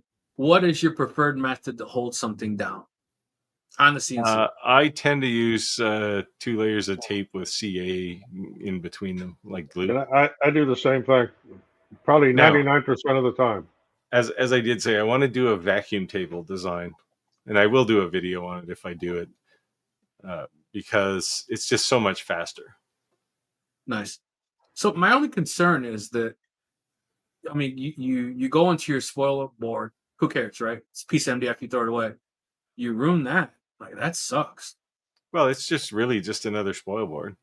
Okay, if you made like what I would do is replace the spoil board I have now with one that looks basically exactly the same, but it's a vacuum table. Okay. And I made it on the CNC, so I can just make another one. Right? I go You're usually through doing that probably that's reasonable? 3 sets of spoil boards a year, maybe. Okay, not too bad. That's fair. Because usually Chris said, right after I put a brand new piece down, I punch some kind of a channel across the middle of it. It drives me nuts. But what was the story you said about the whale? I don't oh remember. yeah, How I did got you? on the table I have now. I have the outline of a 30-inch wide whale, and it's now partly obscured by about a 36-inch circle that I was cutting out a board for somebody who wanted something round. So yeah, it happens, but it's MDF.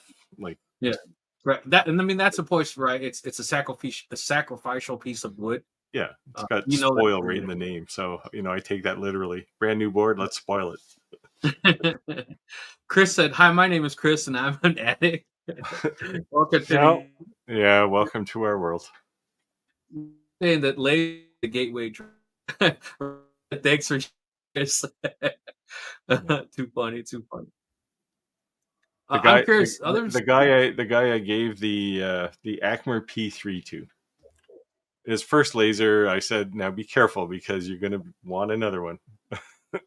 And he started doing some things, and he sent me a message, something to the effect of "I hate you," because now I'm gonna have to buy another one of these. It's too kind of funny. told you so. Empire Laser Creation said, "What I'm saying is the company needs new customers to survive. If they don't innovate, they will close eventually." Yeah, which company? Because that describes a lot of companies I can think of right now. Steve, I'll take one of your lines. You always said competition creates innovation, right? That's one Yeah, of your lines. usually. Or it gets rid of the people that shouldn't be in that market in the first place, right? Yeah. Chris said, nice. The fiber will be open to a lot of new products for you to burn into. Absolutely. Yeah. Kristen, Let you're me not know. wrong Let me there. know when you burn some numbers into the workspace. Yeah, I do have a coin image on one of my on the 60 watt actually. On the Somebody's 60 watt. head on their Well, on I your wanted workspace. to see. I wanted to push the limit and see because everyone's talking about this 365 passes, right? Because that's whatever. And I'm like, why? And I was really tweaking my settings. And then I wanted to see how many passes I could go until I pushed the limit to be able to make some breakthrough and some keep. And Why are people talking about 365 passes? it's a big Because thing. it's a grayscale. It's 256 different levels of grayscale. I don't know. Just go on YouTube and type it in. You'll see a million videos. They're all retards. Yeah. Hopefully none of my friends are doing this. No, it doesn't make sense, right? It's like people, and I got into a discussion today about DPI. And yeah, in Lightburn you can set the DPI to 4,000, but if the laser is only capable of 1,000, you're just wasting time. Yeah. Yeah. So you're not going to get, if you go to 4,000, it doesn't mean your resolution is going to be stellar. It might actually be worse because you're Yeah. overlapping lines, right? Yeah. For sure. Yeah. So at the end of the day, it's just kind of a trial and error. And no matter what settings anyone shares with you, just a good place to start. Yeah, and to some degree, settings especially, and I know Jim Hamilton's on and he can attest to this. Settings in general are a bit of black magic, right? It's tedious and it'll drive you nuts, and it's but it's a bit of art once you figure it out.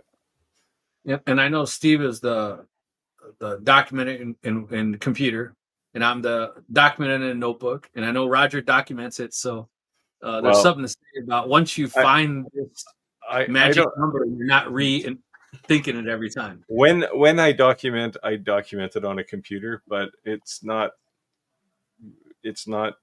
really something I do. And writing notes like in an actual book. So I started my career And the company I was working for gave me one of these hard-covered lab books. Yep. And I still have it. It's got about 5 pages used in it in 38 years.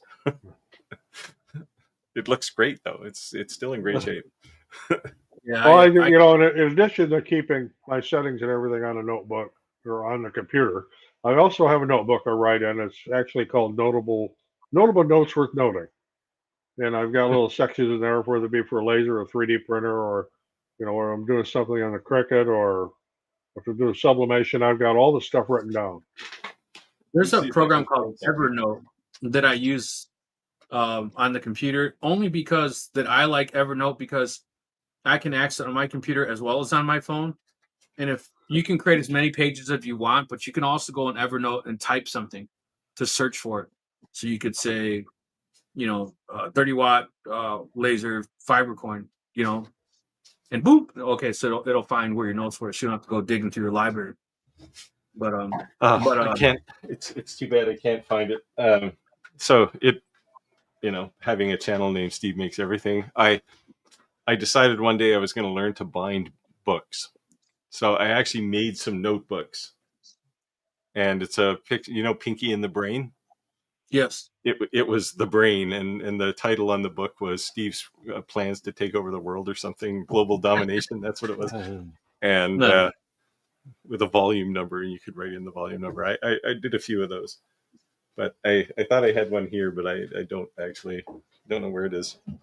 Chris said, Steve, they can't count.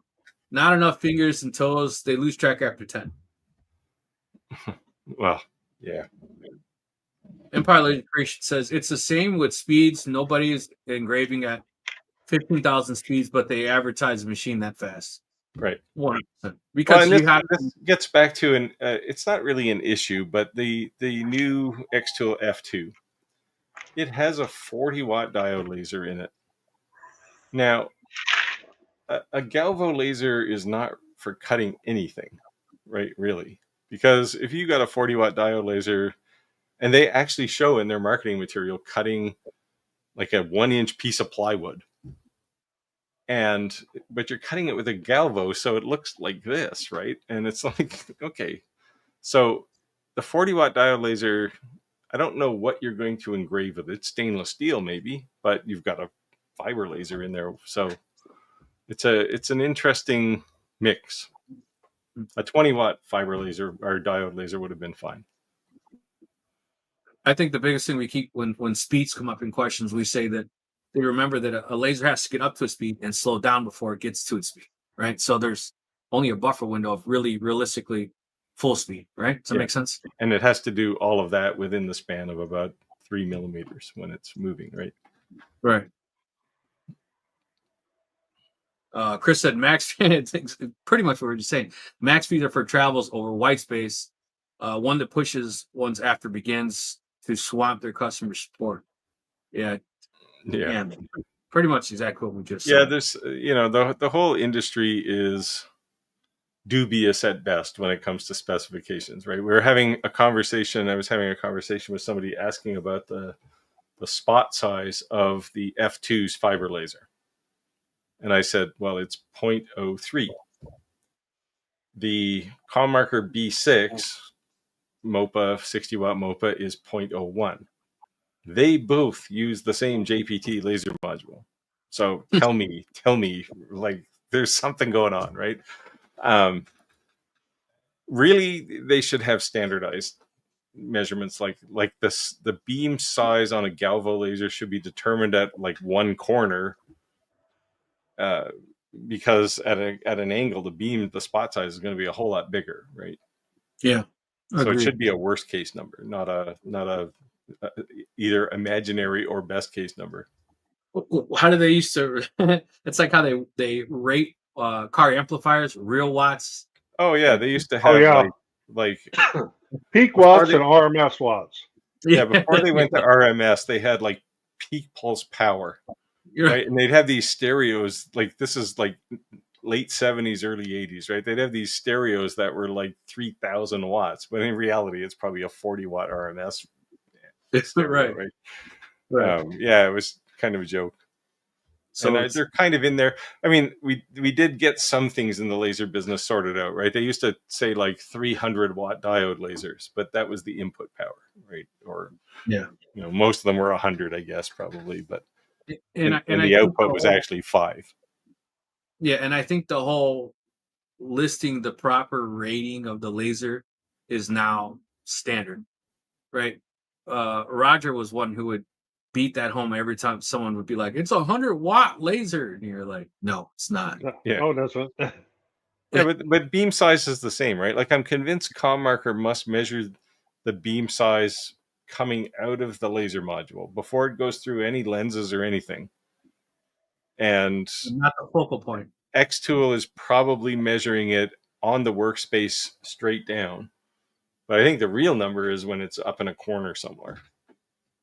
Yeah, but the other problem is the instrument to measure that and see the accuracy and the wattage power. Those tools are pretty expensive, so it's gonna be far few in between someone who's gonna go online, create a video, and be like, "Wah, you're wrong." You know what I mean? Well, So yeah, the only way we mere mortals have to measure it is we cut a line and measure the curve.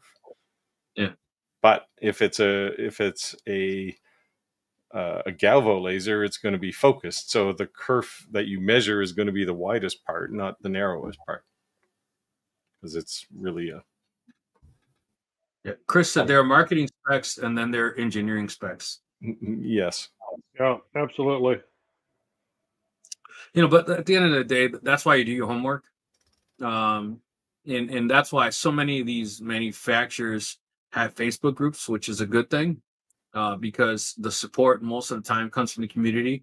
Hence why channels like us exist, why Shop Talk Live exists, because people are collaboratively coming together to help each other.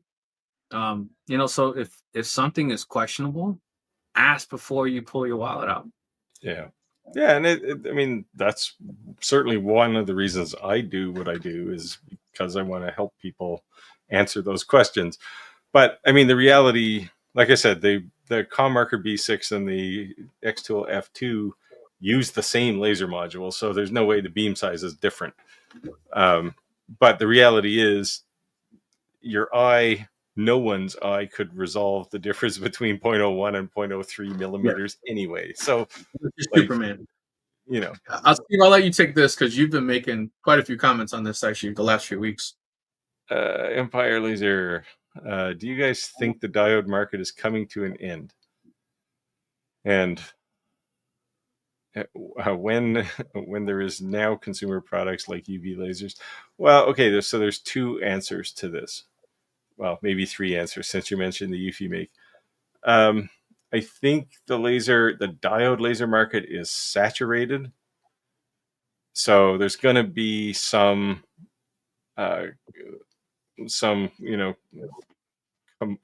what's the word I'm looking for? Some of those companies are going to go out of business, I think, and some of them will merge. I've been meaning to do a video on this. Diode lasers are good enough, right? So why are we still making new models of diode lasers? But having said that, they are very different than UV lasers, for example. They work on very different materials. They have different characteristics. Like a UV laser is generally for surface marking. Now it'll mark anything, but it's not going to do deep engraving for the most part. Right. And it certainly won't do any color. For color, you need a fiber laser. Now you threw in the Eufy Make E1, which adds a completely different dimension, which is now you get color. You don't get any engraving because everything you do is raised. But it looks amazing compared to anything you can do with a diode laser, for example. So I want to throw my 2 cents in there. So early on, when this battle of the wits went from 5-watt, 10-watt, 20-watt, 30-watt, 40-watt, 60-watt, 70-watt diode laser. Yeah. I think briefly had an 80-watt too. Yeah. I kept saying diodes are going to give CO2s competition, right? Because they're able to be a lot cheaper, a smaller footprint, et cetera, et cetera, et cetera. And Steve had a different opinion saying that at some point in time, it's and what Steve was saying is one thing you have to think about is the stronger the laser, the bigger that dot, right? So just because For you the have a most part, 70 yeah. watt, right? So that's the flip side of the coin. So my argument was that it's going to push CO2s to another level because they're finally going to be, I would say, from a 70 watt down at a level playing field or close to, right? Now, once you go to 100 watt and all that, dials is way left behind. But the focal point is what you were saying, and yeah, there's but the one major gap here is I don't care how much power your diode laser has. If I throw down a piece of clear acrylic, you're doing nothing with it. Yeah. Right. Yes. Whereas a 40 watt CO2 laser will chop through that. Yes. That's the difference, right? So I think in the end, there's always going to be diode lasers.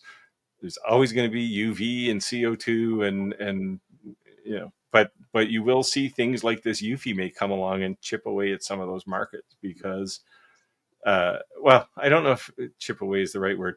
I think it's going to change those markets from essentially what's become cut and print or cut and engrave to cut and hand it over to a UFI make or a UV printer that can print in color.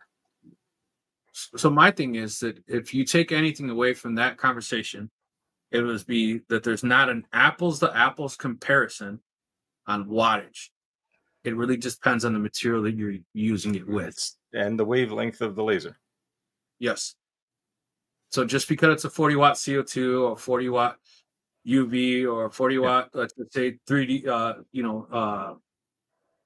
fiber. They can be different materials. Yeah, and conversely, I can have a 200 watt CO2 laser, throw a piece of stainless steel under it, and nothing happens. Right. But my 5 watt diode laser will put some kind of mark on it. Same with fiber lasers, right?